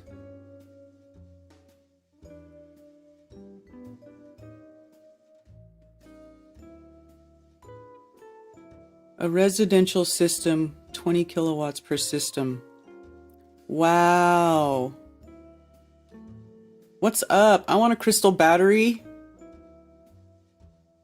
Works with existing solar panels. So, look, dude, this is actually pretty cool because this is an alternative to that Tesla crap. You can, instead of getting a Tesla battery to get charged by your solar, you can get a crystal battery. Crystal batteries are way cooler than Tesla. 1111. Oh, I missed 1111 because I was too busy looking at crystal batteries. Good times for all, you're here. Yay, that's insane. Is this the coolest thing ever or what? Is it quartz? I don't know. It doesn't say. What?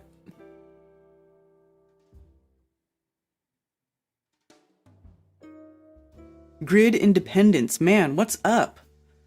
I want a crystal battery. So this thing right here is a whole, like, industrial power system.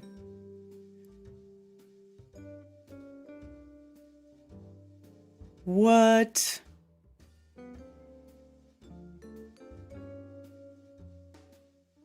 Crystal power, baby. Nano battery type, nano crystal battery. FAQ.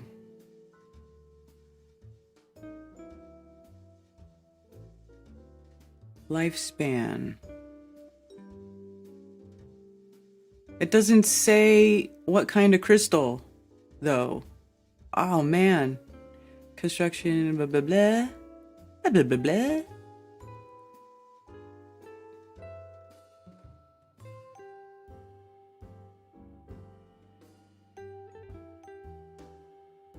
Crystal batteries hold less acid, no cadmium, no antimony. Crystal batteries are up to 99% recyclable or classified as non-hazardous goods for transport. That's amazing! Crystal batteries are also extremely low gassing and produce no dangerous gases. They can also be used indoors or in confined spaces. This is freaking cool if you ask me, man.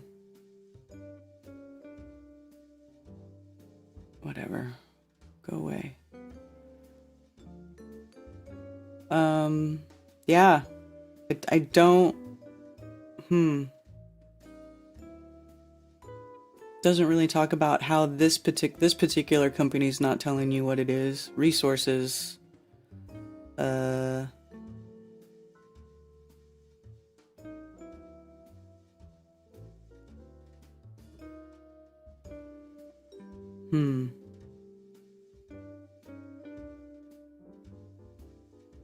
don't know.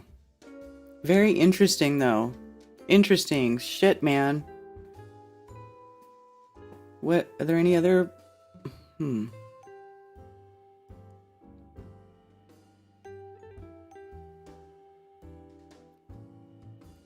Machinery, crystal batteries. Okay, so here's another place that makes crystal batteries.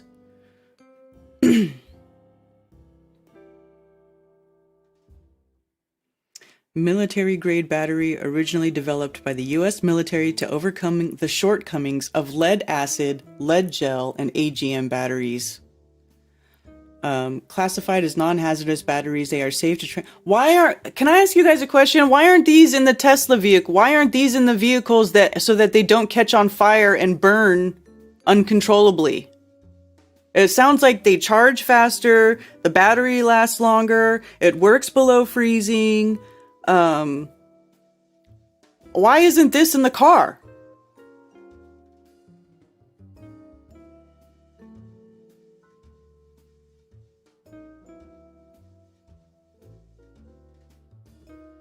It was 11:11 when Karen had this discovery of crystal batteries. KB crystal battery. That's so funny.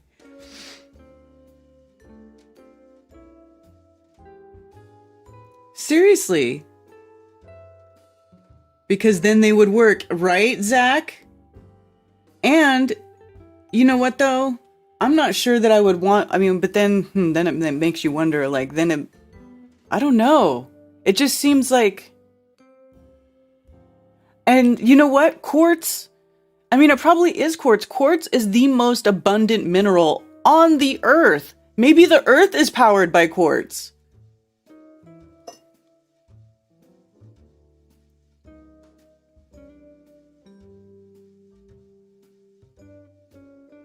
Things that last don't profit.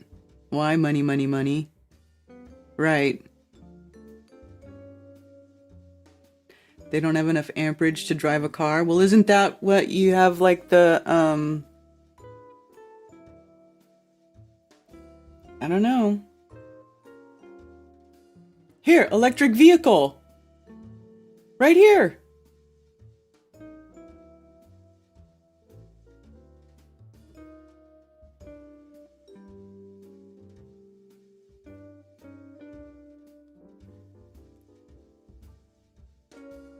A golf cart.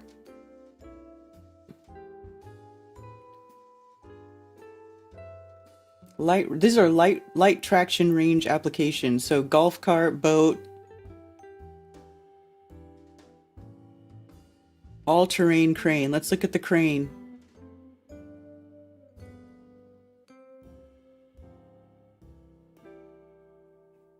I don't think this is electric.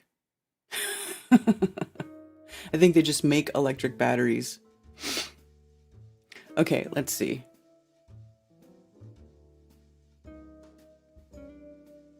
What else? Amazon, crystal battery. Okay, now I'm curious. These little... no, they don't have real crystal batteries on Amazon. No, they don't.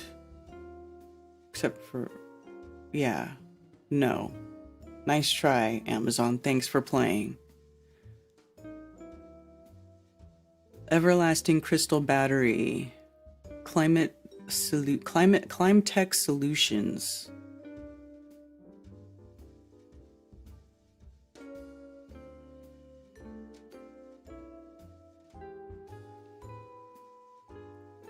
Everlasting crystal battery. This is a summary of how to make a battery that theoretically can last forever. It apparently only consumes water.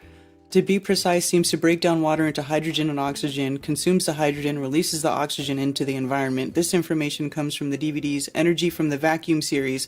Oh, that's what I was just trying to find, but I couldn't, because that website's down.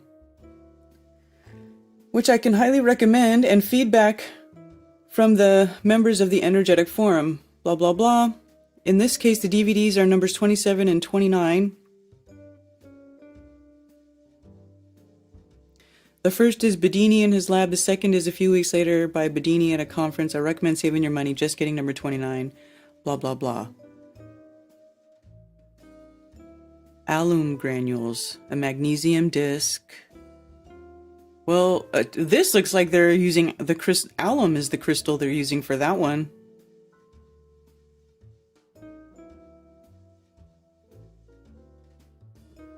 Bedini says the best copper half spheres come from India and are virtually pure copper. Apparently, they have had some success with flat sheets, but not as much. Blah, blah, blah.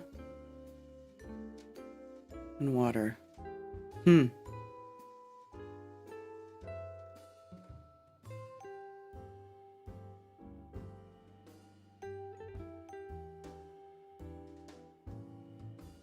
Interesting. But yeah, see, this is Energy from the Vacuum. That's that site that's down. I wish that site would come back up. Magnetic Universe, crystal batteries. Wow, who knew searching crystal battery could bring up so much cool shit?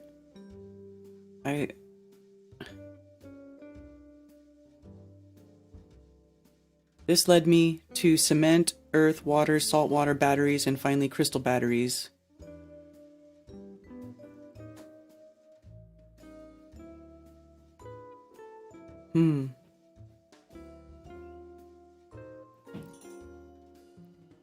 Crystal batteries are basically any kind of crystal, salt, sugar, alum, borax, etc., ground around two dissimilar metals, used for two electrodes to produce current. From my research and experiments, aluminum is good enough for negative and copper is best for positive.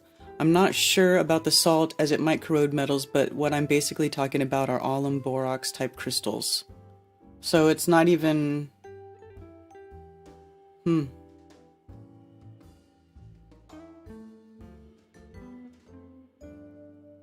The corrosion of the metals seem to be non-existent as opposed to water batteries or saltwater batteries, and there are debates over whether this is the common galvanic reaction found in most batteries.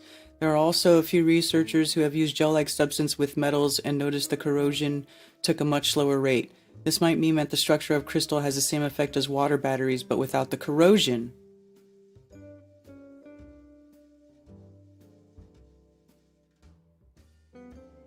John Bedini and John Hutchison, wow, all has worked on them. They're also called Hutchison cells, more than anyone else, I think. I wonder if John Bedini and John Hutchison knew each other, or know each other. That's a good question. I think both of them are still alive, although John Hutchison, I don't know, dude. There's some weird stuff going on with that guy. There are a few YouTube channelers who are doing some really amazing work. Blah, blah, blah. Interesting.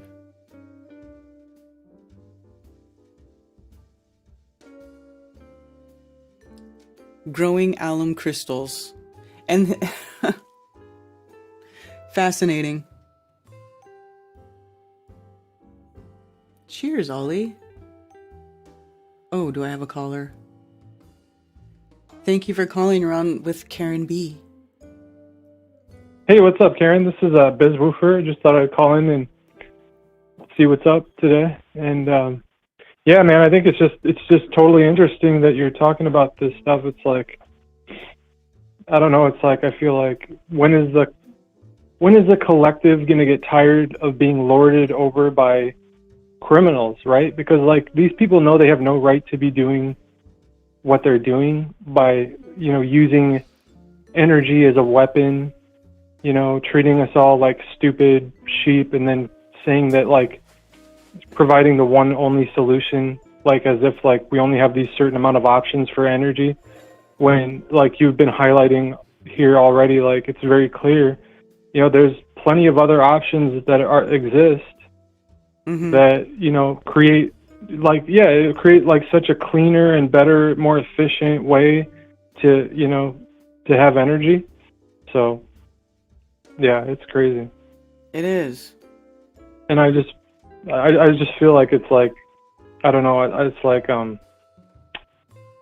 it's like they have us all looking at like what they're doing rather than like they have like the public it's like the public is hypnotized, you know. It's hypnotized by the culture and the media, and we've been duped. You know, they have us as a collective, not as individuals that like are here and listening to you today, obviously, but like as a collective, they have us duped into believing that like there isn't any other better way forward, you know, than the one that they provide and the one that they profit off of, and the solutions they use to hold us back and to keep us down. And then when they say that like there's a solution, of course it's not really a solution. It's just another form of energy that's not as good, not as efficient, or isn't actually a solution. Like, you know, like they say, well, the solar, the air, the wind, that's all going to be there to counter the oil and stuff. But it's not, you know, that's not like a real solution. That's not like a real substitute for the majority where we get our energy from, you know. So, you know, I think the real solution is these hydrogen forms of energy, you know, these crystal forms of energy. You know, there are real free energy. You know, these are the solutions. And but I think it was interesting. I'm curious to know, actually, did you see that recently? There's an article about people in like I think it was a California. I'm going to look it up right now because I'm right in front of my computer. There was this group out of, I think it was USC or some California university. Did you hear about this? And they created cold fusion in a lab, or they said they did fusion or something. Yeah. Supposedly, they're saying do you have any thoughts on that?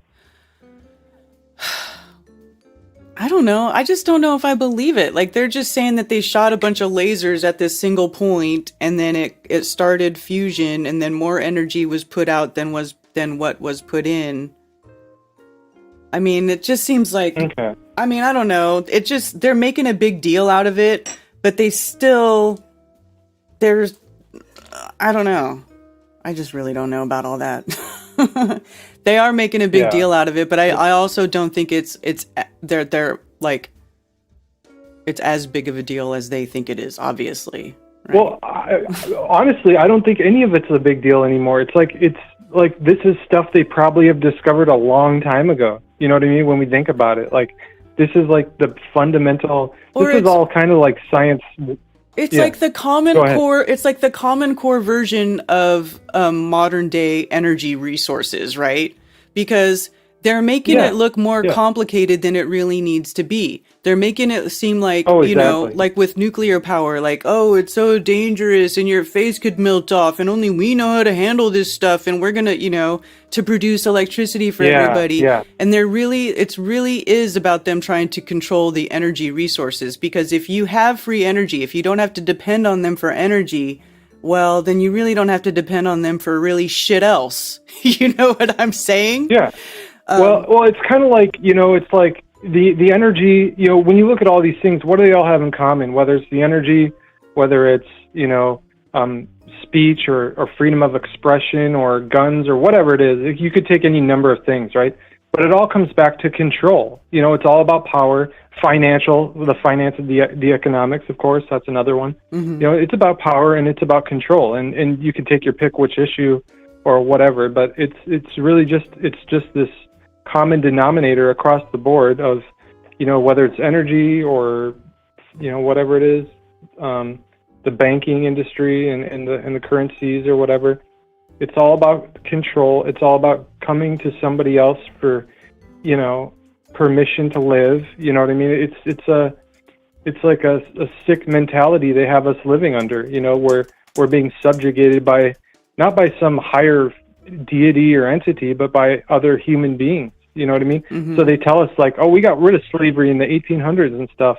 Well, no, they didn't, because they just moved it into a covert, you know, a more cowardly form of slavery. They expanded where they tell you that you're free. They expanded it to everybody else. Yes. Yeah, they made it, yeah, exactly. They made it universal, right? They said like, well, you know what, we're not going to get rid of slavery, but we're going to make it more equal by just saying, you know what, let's all be slaves. Yeah. And that way it makes it, you know, yeah, that's kind of what they did. And then we can all feel good about our slavery. We'll just all be slaves together, you know? And it's like, so we're still under that sort of, you know, that sort of one world, that sort of, you know, unfortunate ideology or whatever you want to call it, philosophy of how things ought to be or how things should be or whatever. And it's like, maybe some of us want to think differently and go in a different direction and not live as, you know, puppets or slaves or whatever the case is. But I feel like you got all these rich people and they're puppets too, you know? So it's like, I think that they feel like since they're puppets, they have to make everyone else feel like puppets. I don't know. It's weird, man. It's so unnatural, isn't it? It's so bizarre that we're living in this world. That's what I think a lot of times. It really is. It really is. Yeah.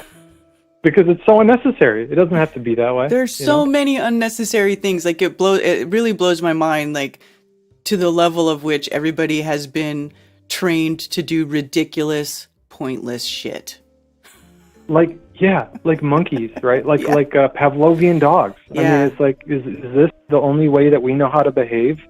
And the funniest thing is like we're supposed to be these Americans, right? We're supposed to be these individualist, you know, proud, you know, brave and stuff. And then look at how we live. You know, it's like it's diametrically, it's like the antithesis of what so many people claim to be, you know, or what this culture, this society, right, claims to be.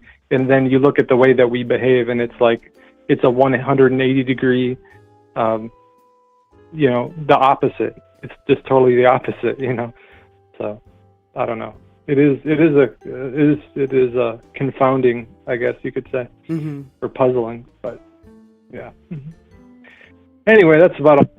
But I just wanted to call in again. It's been a minute and just love the show. So, yeah, man, it's just good to hang out with people that are actually engaging their minds and, you know, kind of being aware of what's actually going on in the world. And so that's why I always enjoy listening and enjoy the audience and meeting the awesome people in the chat. And yeah, so thanks a lot for taking my call. Yeah, cheers. Thanks for calling.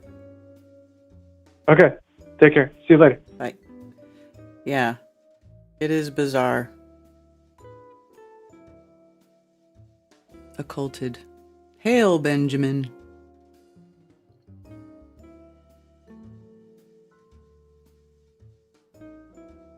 According to one of the presenters at Flattoberfest, there's no such thing as atoms.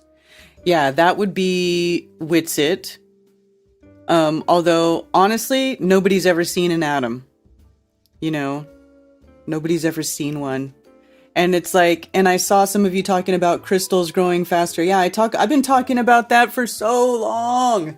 Crystals grow way faster. They grow way faster. In fact, I'm going to show you proof that crystals grow extremely fast, much faster than anybody ever could have known. And then I'll go back and I want to look at this article that I just found. But check this out. Over the summer, Cammie and me and Zach and whatchamacallit?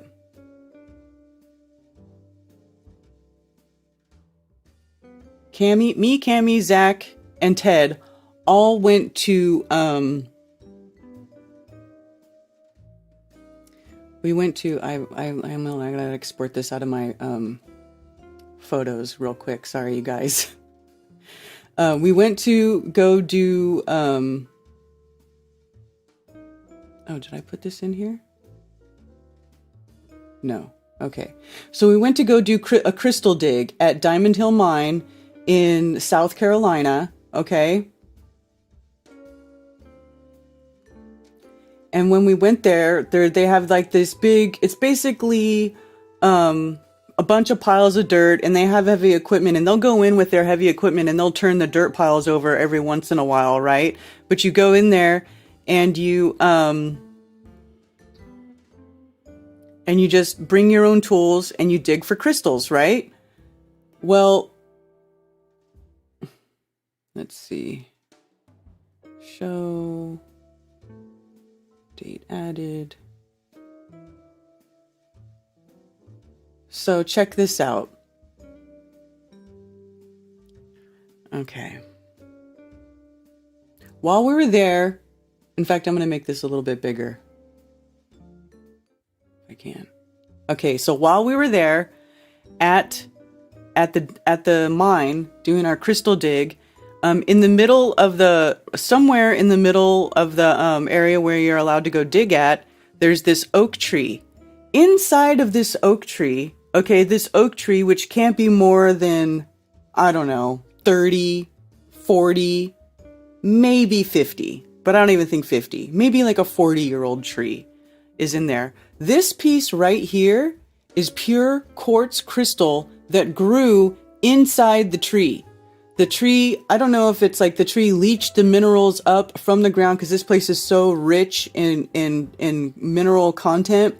It literally leached up through the ground, and quartz crystals grew inside the crevice of this oak tree. That's not a crystal someone put in there and the tree grew around? Oh no. Right there. No, Sophie. This crystal grew in this tree. There's so much crystal mineral. It's like leaching it up through the ground.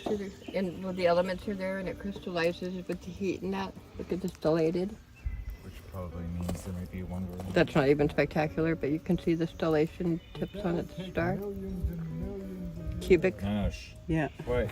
Right. So how if crystal takes millions of years to form, did it grow inside this tree that's only 30 years old? Okay. And let me bring up this other photograph of it. I took a close-up picture. So this is a clearer picture of it, because when you zoom in with the video, it's not as obvious, but right there. And it's like it formed with the shape of the tree too. So how is that possible if crystals take millions of years to form? There's just no way.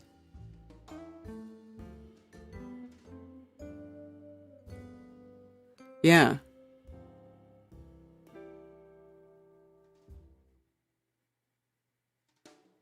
Smash them together underwater. You don't even have to do it underwater. You can smash them together just in a dark room, and you'll see them. You'll see the flash. That's the piezoelectricity being released when you smash the crystals together.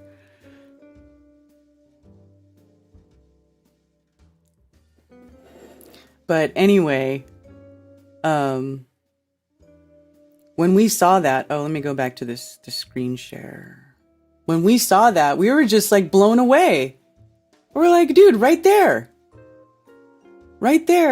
is proof that crystals can form really quickly. And the other, another type of crystal that proves that crystals form really quickly, in my opinion, is when you get those crystals that have an anhydro. And when you have an anhydro crystal, it's like there's an empty bubble inside of the crystal that's filled with liquid, and then it will have an air bubble inside of it. And if you move the crystal, you can see the air bubble moving inside the liquid, inside the crystal. And if a crystal forms over millions of years, how did water sit there perfectly still and not get absorbed or evaporate or through osmosis do something else while the crystal formed around it, encapsulating perfectly clean water and an air bubble to be forever preserved inside the crystal? That just doesn't make any sense either. And hydros are cool as hell. Exactly.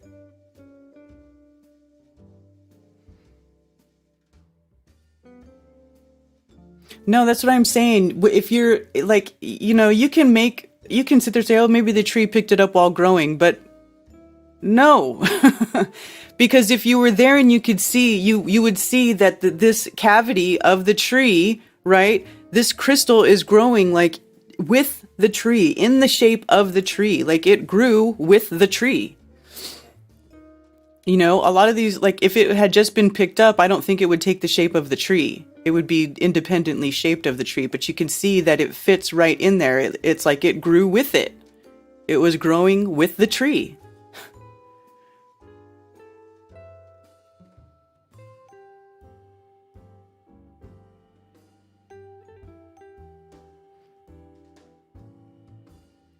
Quartz is the sap. Well, no, when sap fossilizes, it turns into amber. When sap fossilizes, it turns into amber. You see, this is the thing. You guys, I'm not going to sit here and say that geologists have it all figured out. Clearly, they lie about a lot of stuff. They make up a lot of stories. It's based on a lot of assumptions. But when you're talking about, like, things changing actual chemical makeup, like physical molecular makeup, that doesn't happen. That's like, you might as well just go around and say that evolution is real and that there's a change of kind and that dinosaurs turned into freaking birds, because that's the same thing. Like sap will fossilize, but it will still be sap, right? Like it turns into amber. Amber is fossilized sap. Quartz is not fossilized sap. It's a completely different makeup. Amber and sap would be an amorphous makeup, right? So amorphous means that it's not a highly organized molecular structure, right? Amorphous is like glass. It's like blah. It's like it has no form. But a quartz has a highly structured form, a highly structured molecular form. So no, quartz is not sap. It's cool to go, and I don't want to discourage anybody from going and looking at stuff. Obviously, it's good to go look and ask questions and investigate and stuff. But you guys, things don't change randomly from one thing into another. Okay, you might as well just go start pushing evolution. That's just all there is to it. Learn about how nature works. Learn about minerals. Learn about these different bonds, these crystal habits, the difference between, amorphous and crystalline bonds. Okay, it's like, because there is a difference, and they mean something. And you have to take these things into consideration when you're trying to like deconstruct and figure out what happens, right? Because everything that we figure out, any sort of conclusion or hypothesis that you make, it has to work in nature. It has to work in reality.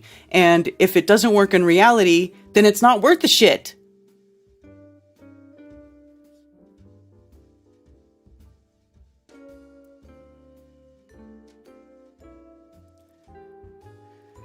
Anyway,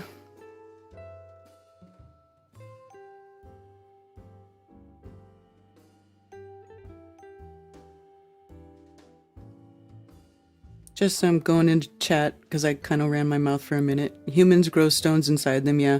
Tree shaped around the crystal as it grew. I don't believe that, Ben. It grew in there.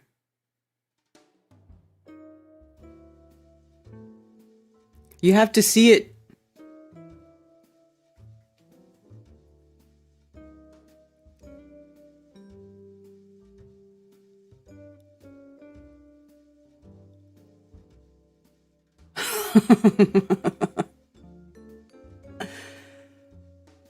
I guess it's possible the tree picked it up and grew in there, but if you saw it, if you were there, I don't think you would think that. But I can't take you all to Diamond Hill Mine and have you look at it in real life. You just have to, I don't know, take it for what it is and draw your own conclusions. Because there are some rocks in there that looks like somebody dumped rocks inside the hollow of the tree. But this is not dumped in there. That particular part, Oh no. that was growing in there with it. It's totally different. It was totally separate from the rocks that were just placed in there. It was well embedded into the tree and you can't get it out. I mean, you know, but this place is so rich in crystal minerals. Like at Diamond Hill Mine, you don't even have to really dig. Like we brought our shovels and stuff, but you don't really have to dig. The ground is bleeding minerals so badly, like so profusely, that you just walk around and there's crystals all over the surface of the ground.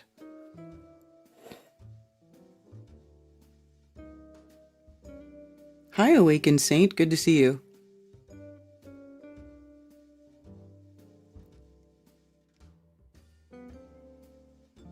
So that is not a melted building.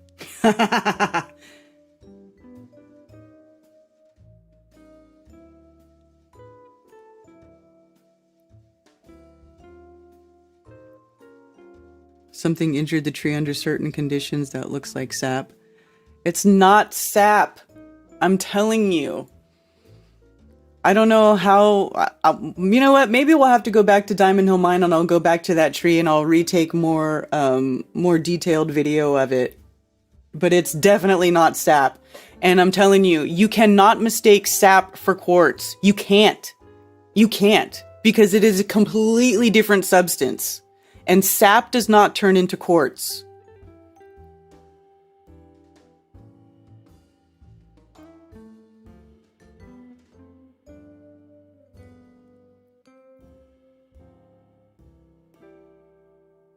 Turning babies into diamonds, ew.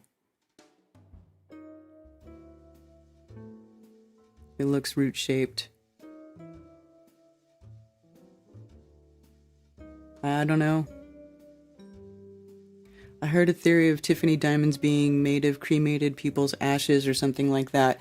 Well, I'll tell you this. There is a company that will take the cremated remains of your loved ones and crystallize them. There's different companies that will do weird things with your loved one's remains. Like you can have them put in like those little sand art bottles or like jewelry but that's probably a thing. I don't think it's like they like maliciously hide human remains in diamonds and then sell them to rich people. I don't know how that would work. I don't know that when you burn a human body, it reduces into something that could then be alchemized into diamond. I really don't know. That's such a weird thought.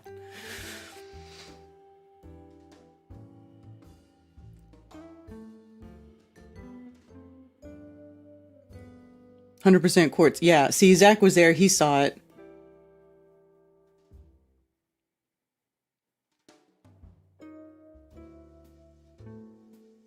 Thoughts on the megalithic world trees that were cut down that could have had crystals part of it where it could be energy source perhaps? All those giant fossilized tree stumps make you go, Well, Alex Javier, I don't know if you watched my video that I just put out the other day called Crystals in Nature, but I talk about that. There is... let me go to my channel. I believe there's alternative explanations to those trees, those stump-looking trees, right? Here, I'll go forward to that part.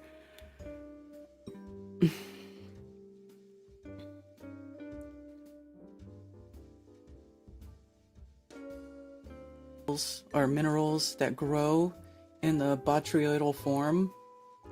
If you just search up the rocks or whatever out in nature, people are like, where'd this come from? What is it? Things just mountains. Here we go. Right? Tabletop mountains. I search up tabletop mountain where they grow straight up and they have a flat top, right? Here's another one, tabletop mountain. And they're all over the place. Different continents have these tabletop mountains, right? This is Venezuela. You see they have them in Africa, America. Probably you could consider, like, I don't know, Monument Valley, having sort of similar looks to their formations, right? So here's one growing, growing, shouldn't say growing, but here's one that's, it looks like like almost like a tree stump, right? Coming out of the ground. But crystals grow this way. And I'm not saying that none of these are trees or none of them could possibly be that. I'm just saying that there's another alternative to what that could explain how these things form. So if you look at tourmaline in the matrix, it grows this way. It grows straight up and then it self-terminates at the top. Sometimes, like this one will have like a very subtle point on it. Tourmaline doesn't really have those sharp points, like obvious points like quartz crystal will have. But it does naturally self-terminate in a flat top. Like right here, these two pieces, they have terminated in a flat top. And, there's a number of other crystals that grow in the same habit. Maybe it doesn't terminate in a complete flat top like some of them do, but it does quite often. And so when you look at these, it's just take into consideration that there could be another explanation. Like it doesn't necessarily have to be that this was a tree, right? It could be that this formation, this is just how this particular mountain grew. This was the crystal habit that was the dominant crystal habit in the minerals that are involved in forming these tabletop mountains, right? Just something to consider. Thank you so much for watching my musings on, that was it. Let's see, and then I do this picture here. So it's like this is from Canada, 2 mountains in Canada, and then I put 2 twin pieces of tourmaline here. Just trying to exhibit the fractal nature of the universe. I don't necessarily think that all of those are trees, and not like I said, don't everybody freak out. I'm not saying none of them are. I can't prove it either way, but I'm just saying there's more than one explanation for what you see in the realm. That's all. That's all. That's all. Don't get upset.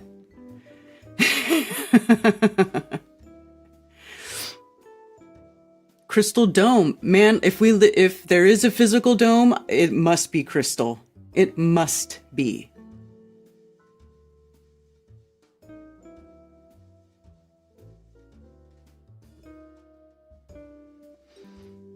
It's illegal for me to pay any bill, including loans. Yeah. Yeah. It's, and it's not... And it's, everybody, that whole giant tree idea has been going around for so long. And I'll be honest, I never really got in line with the no trees on flat Earth, because when I watched that video, I literally live surrounded by large trees. I live in the woods, literally in the woods. And then I was watching this video telling me that there are no forests on flat Earth. And I'm like looking out at every window of my house and seeing forest. So that kind of, I was like, come on, dude. That just didn't go over very well with me. So, I never really got on with that, but I do think it's interesting to think about and look at. So just something to consider, something else to look at. Some of them could be trees, some of them could be, but you know, they could also just be how the rock formed at the formation of the beginning of the creation.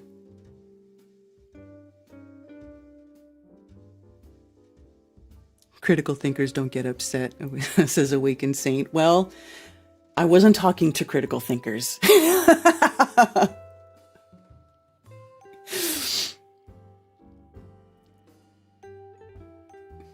Okay, I'm going to go over here to... Oh my goodness. I haven't learned that in school. There is this song by Donny Arcade called Tesla Free Energy. What are the prices? Don't know.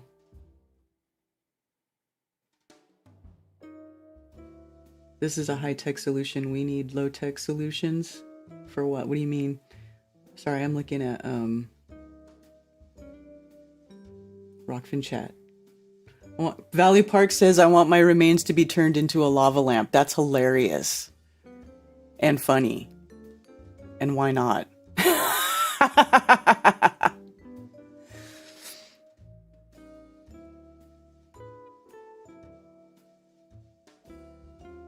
Giant cedars. Well, you know, I can't say that there weren't ever trees bigger than what we know now, right? Because I wasn't there. I wasn't there, but I do just try to look at the clues and look at what's really going on and what the clues on the earth kind of let the story try to tell itself. I try not to add anything in there. I never try to make, fill stuff in to fit my preconceived ideas. I just want to know the real story. I just want to look at what is being presented and try to figure out the basic, most obvious answer. It's like Occam's razor, right? We don't need to overcomplicate things because nature is not complicated. The Mother Nature is not the things are not complicated. And I think that man is just the one that likes to overcomplicate things.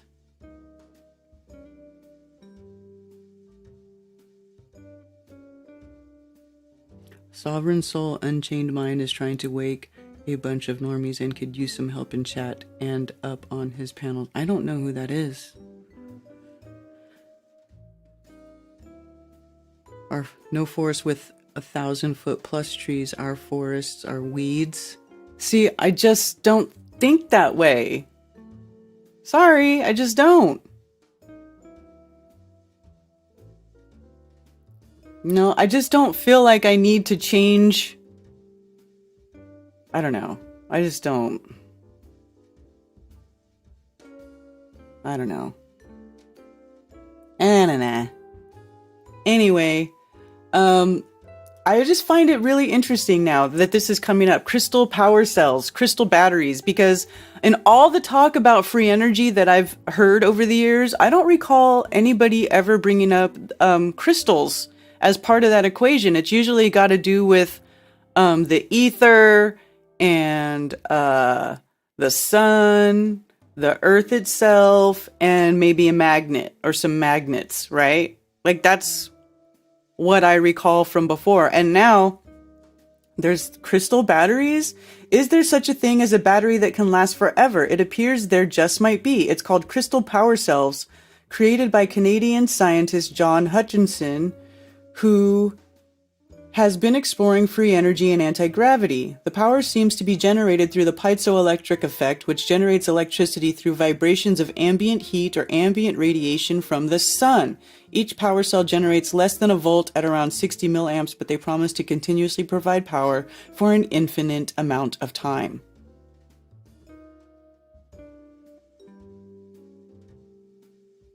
Supposedly, you could power 6 or more houses with a room full of these crystal power cells. One user from laserhacker.com created a crystal power cell and powered a motor and LED, which is still running after 2 years. See the live feed he set up below in 2011. Oh, okay, well, this is old. Probably not still there. Hmm.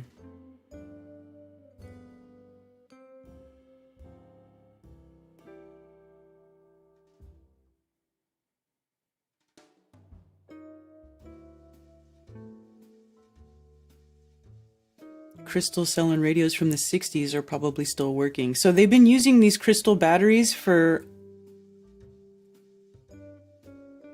Wow.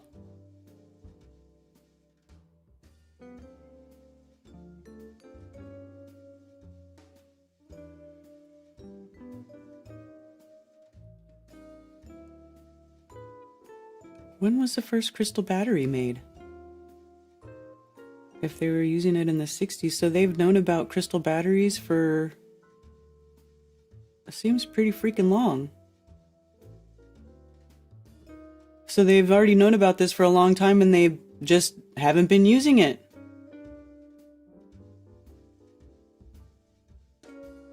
Ecolab Industrial lead crystal battery.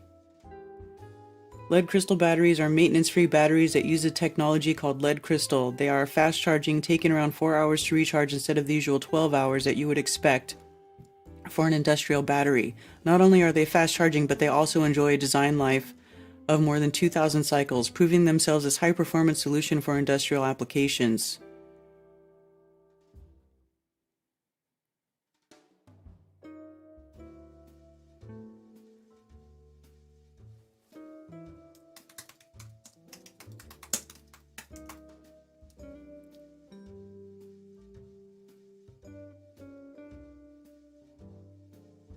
A kind of P-type crystal silicon battery structure.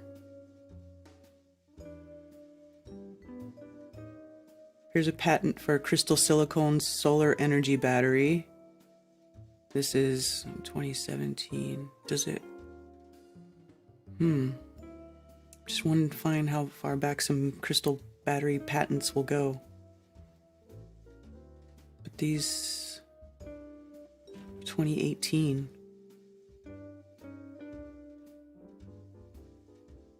Crystal silicone photovoltaic solar battery electrical plumbing test device. China. China's playing with crystal battery patents. China. How come that only? U.S. patent for battery patent.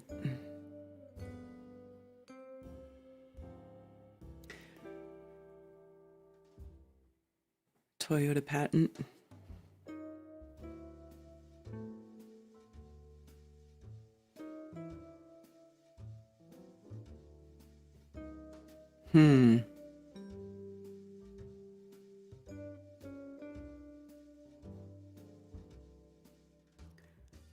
Compound including a crystal phase of type 2 silicone clathrate as used in an anode active material for a lithium-ion battery.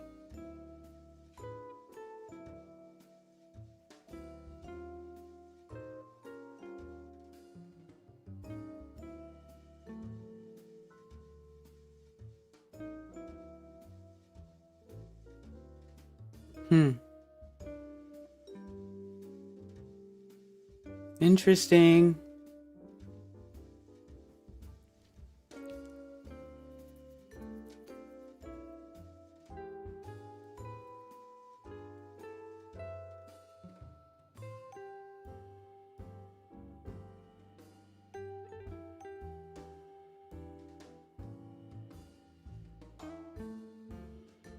Hey Ben, I know you just got here, but did you know that they have crystal batteries for that power homes?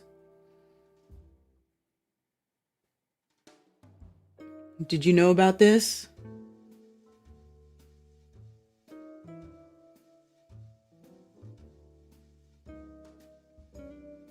What are you talking about? The Book of Enoch talks about God ordered the giant trees cut down so the Nephilim giants could not escape the flood, Karen B.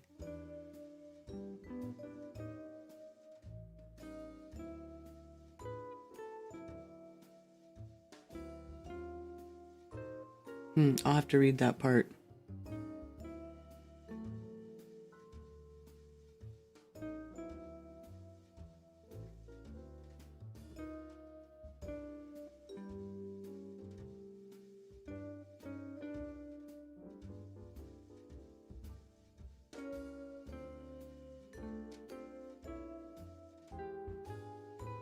Do I know the light bulb conspiracy story?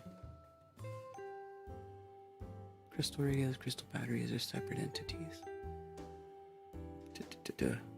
Lithium ion sucks. Yes, it only does lights basically. No! Not this one. This one's industrial. This one says it'll do your house. It'll run your house. Look at this.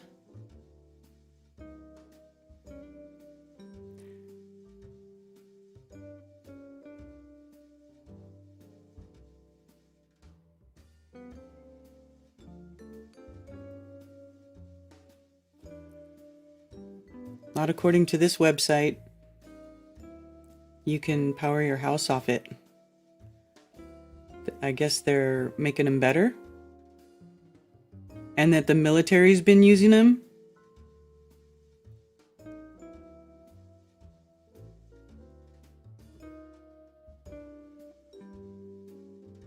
So this place is all crystal batteries. And they say they use them for industrial applications, small application, like everything. It's all crystal batteries.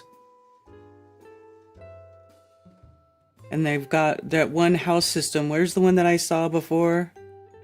Here we go. The residential one that is up to 20 kilowatts.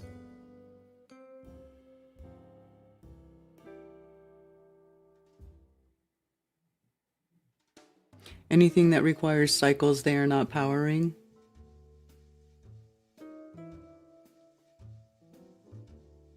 Can someone make me a guitar out of crystal, please? Oh, that would be really cool. It would be heavy though, Guru. You know that? Do you know how heavy a guitar, a crystal the size of a guitar would be?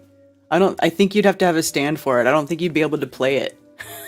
You'd have to have it like on a stand and then you'd have to like walk up to it and play it.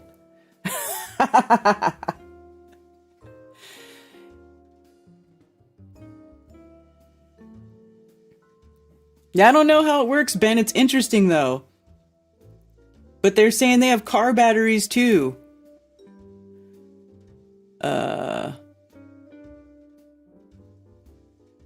Anyway, we were looking at this earlier. Amp power, if you want to look at it. It's all crystal batteries.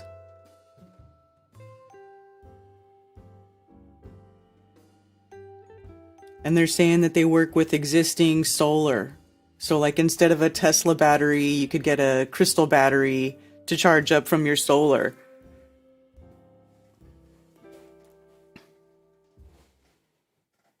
I'm not sure what that means even. Well, Ben, if you don't know, I don't know. It says up to 20 kilowatts per system. I guess that's how much it can store or produce. Let's see. Combined with any existing PV installation, which I'm guessing that PV is photovoltaic, typically covers the basic needs of a household. A system consists of a hybrid inverter of 5 kilowatts with battery packs of 5 kilowatts. Each system can be expanded up to 4 battery packs and 4 systems in parallel.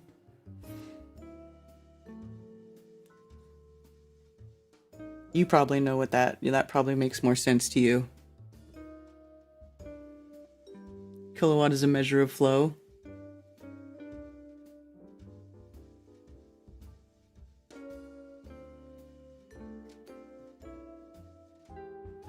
He has to have it on a stand to play it. Really?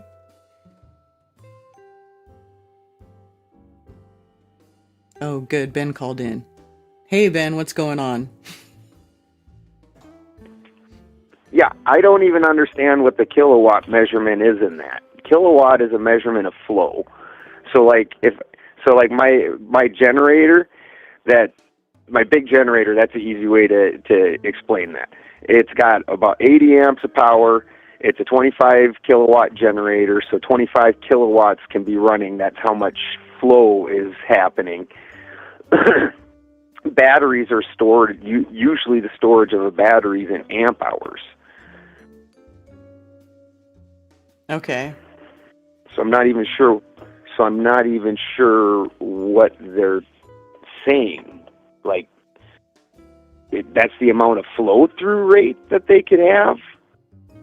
Because the way this would work is then, so either if your batteries are full and you're not having incoming power, then your batteries go to your inverter, and then your inverter inverts the power into something usable for your home, because batteries run off of direct current, which is not got cycles, and everything in your house but your lights and a few other little weird items like a toaster, things like that, need the cycles to run because of the way they've built the equipment, which is why, like, when I talk about, sometimes when people talk about free energy so much, I talk about none of our systems are built for it, and people don't understand that. We would have to, like, completely do away with a lot of our things, and with the power, with the way we have our power set up right now, it's got a lot of force, a lot of torque, and we need that for the way we run devices. And I'm fine with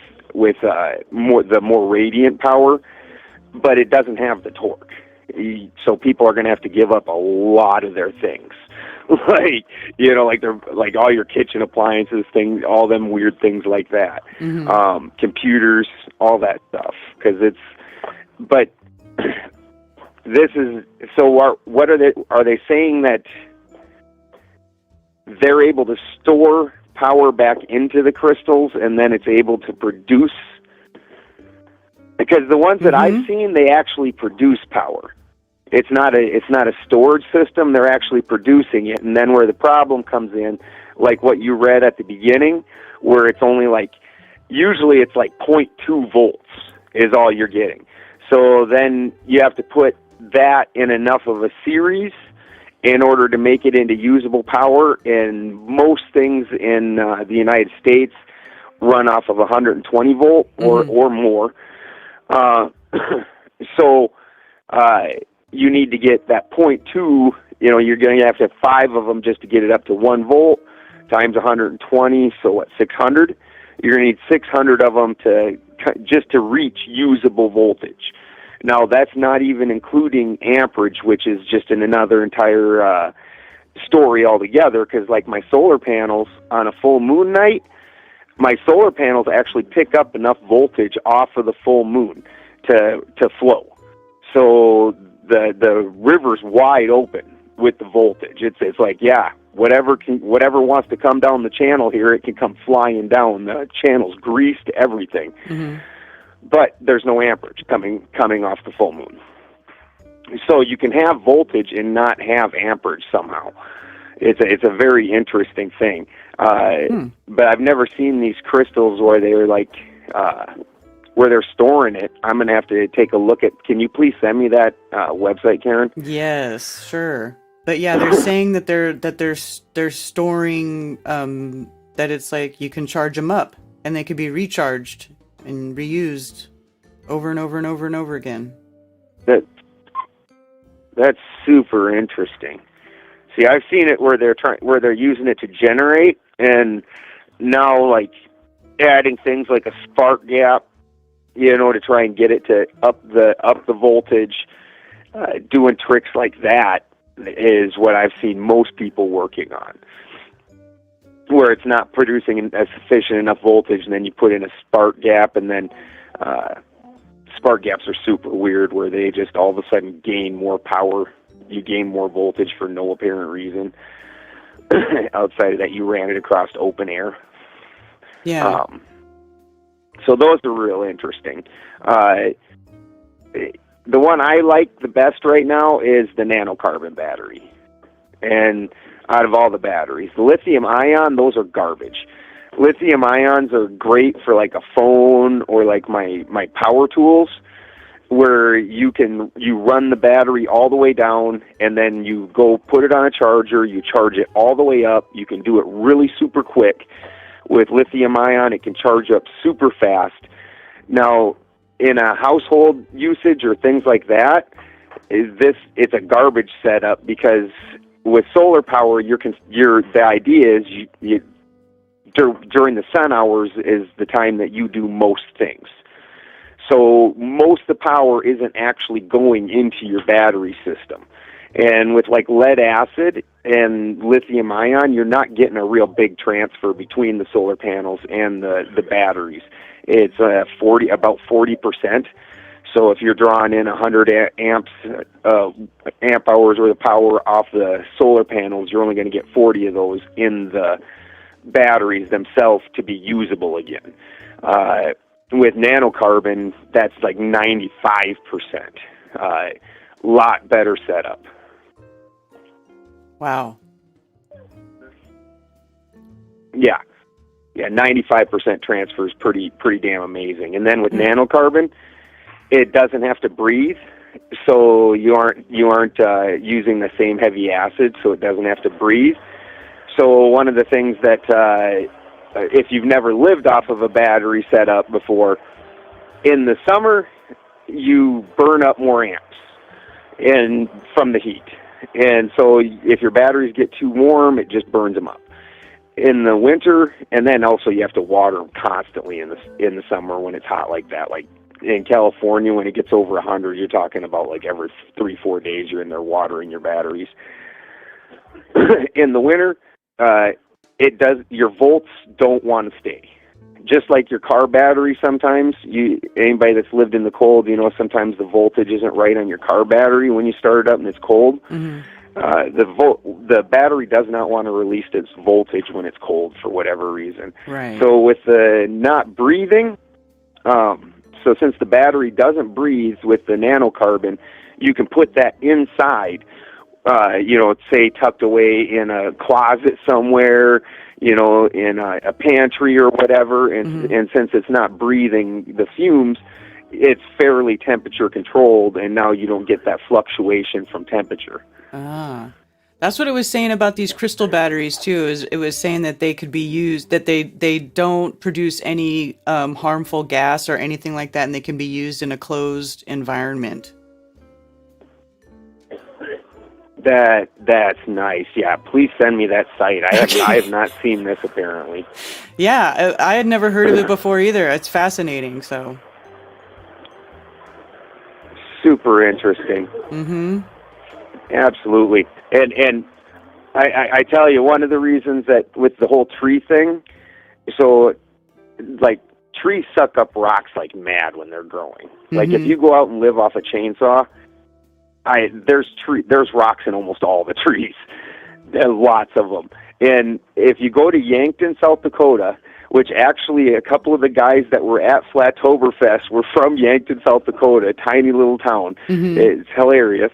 But there's an insane asylum there, an old closed-down insane asylum.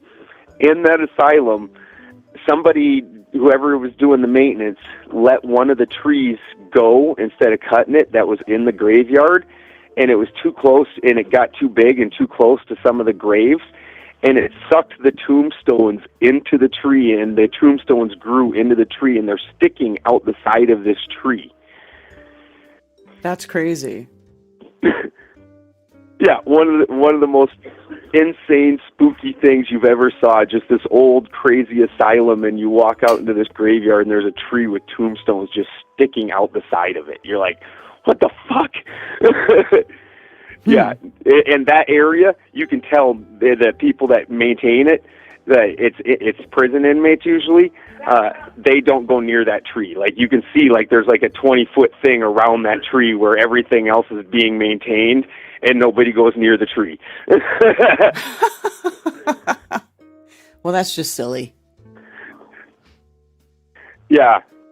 Well, exactly. It's just the way nature works. Like I said, Amanda Grogan in Pittsburgh, in her front yard, they moved a highway, so her house is on where the old highway was, and a tree that grew in her front yard, it has a bunch of pieces of highway sticking out of it.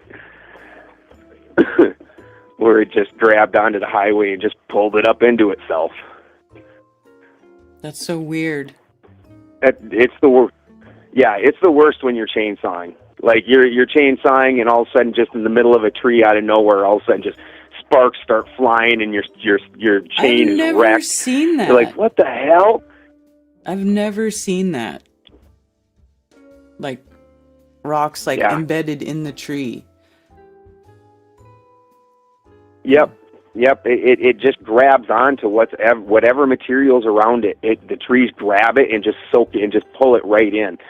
I seen a picture once where somebody leaned a bicycle up against a tree, and the tree, like 10 feet in the air, the bicycle was actually inside the tree, formed into the tree, because the tree just grabbed the bicycle. Well, they would have had to have put it on there. I think they would have had to put it there or something. I think some of these things people stick them in there.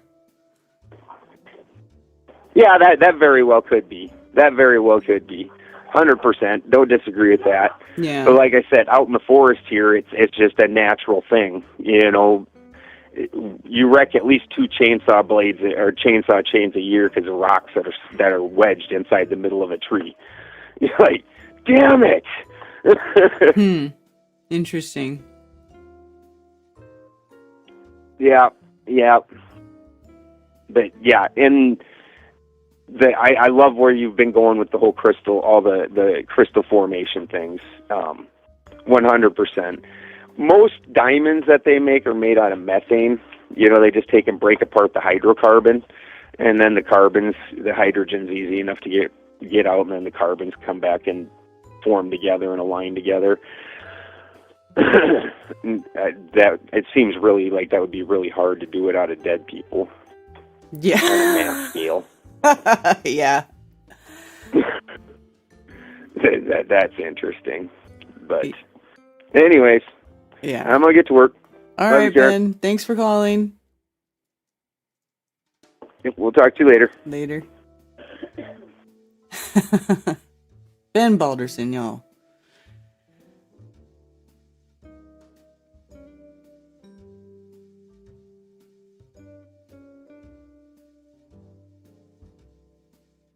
Can happen, takes a long time.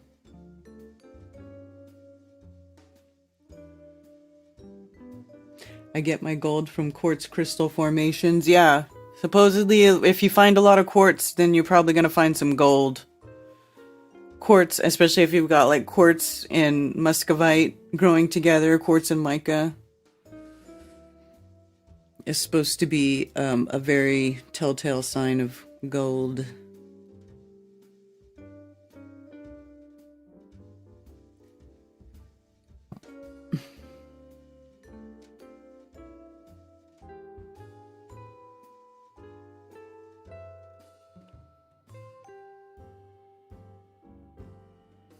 I lived near a tree growing up and I saw it swallow a sign. Nobody knows the sign was ever there now.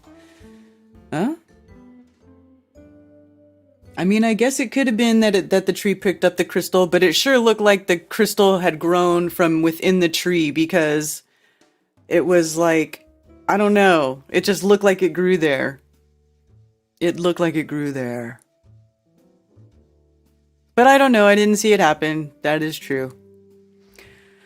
Go look at anything that sucks electrical power in your house. It'll have the wattage rating. That's how much it sucks in 1 hour. It sounds like these batteries will last a while. I am an ex-electrician. Oh, the crystal batteries? I mean, I think it's fascinating, and I think it's interesting that, you know, it's not really talked about a lot. And apparently, according to that one website, the military's been using crystal batteries already for a long time. Because of the problems with batteries, like what Ben was saying, and them not wanting to release their power when they get too cold. And these crystal batteries, that was another interesting thing, Ben, if you missed it. The crystal batteries are supposedly able to work at -40. -40 to 159, or 149 Fahrenheit. So, I don't know.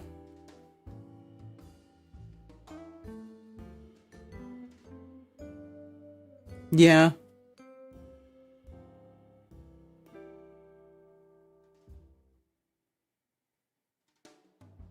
Fascinating.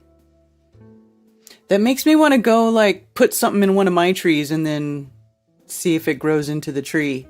I've got a couple of trees here where the branches, like, grew into each other. Got some weird freaky trees like that here.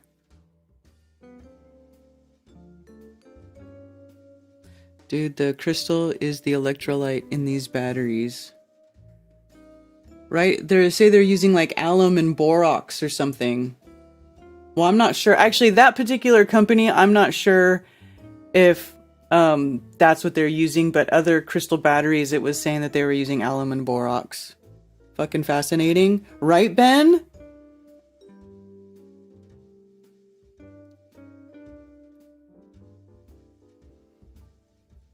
I'm glad that Ben's looking at this now because he's got a better understanding of that whole of electrical systems and how that works and how that pertains to the crystal battery thing. So that'll be cool. Be interesting to see where that goes. So, all right. If anybody's into free energy, look, now you got something new to look at. Crystal battery. Free energy crystal battery that runs indefinitely. Apparently it's a thing. And I find it fascinating because, I mean, let's just, I don't have to explain why. You guys should get it on your own. Elon stealing all the inventions from Tesla. Well, this one doesn't have anything to do with, Elon, as far as I know. I don't know.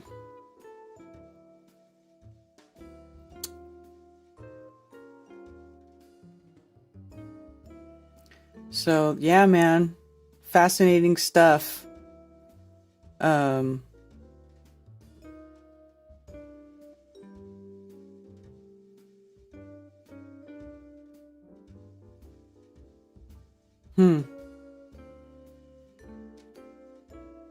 Okay, well, I'm not going to read into all that stuff here with you guys. This is heavy reading. Heavy reading. And I don't know what it has been lately, but I've been doing a lot of heavy reading. I've been, looking at really deep stuff here lately. But, whatever.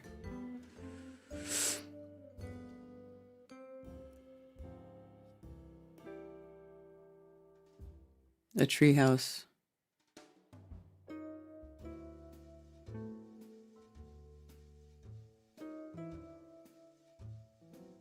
Hydrogen-powered dredge is an idea I have in the works, but crystals would be awesome.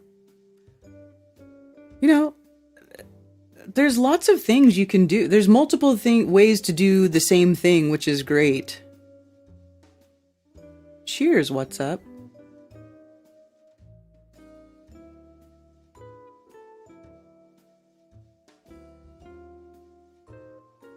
Yeah. Hey Harmon, thank you for the tip. I always say chip whenever I want to say thank you for the chip. Thank you for the tip on Rockfin. Happy New Year, Trevor. Trevor, I need to email you. And I don't know your email. So we could do a show or set something up. I was thinking the other day, I'm like, how do I get a hold of him?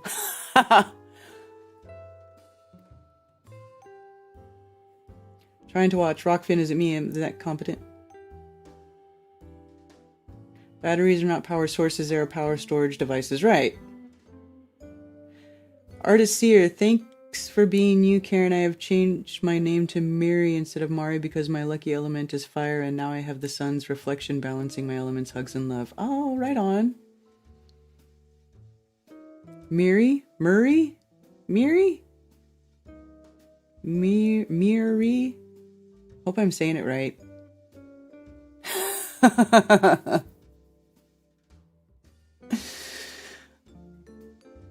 Yeah. Magnetic and generator. All right, y'all. Yeah, I think I'm going to wrap it up. It's almost 12:30. It's been just about 3 hours. We've had a lot to talk about. We've had a nice, healthy chit chat. Now you all have something to ponder. Something else to think about. I think it's fascinating.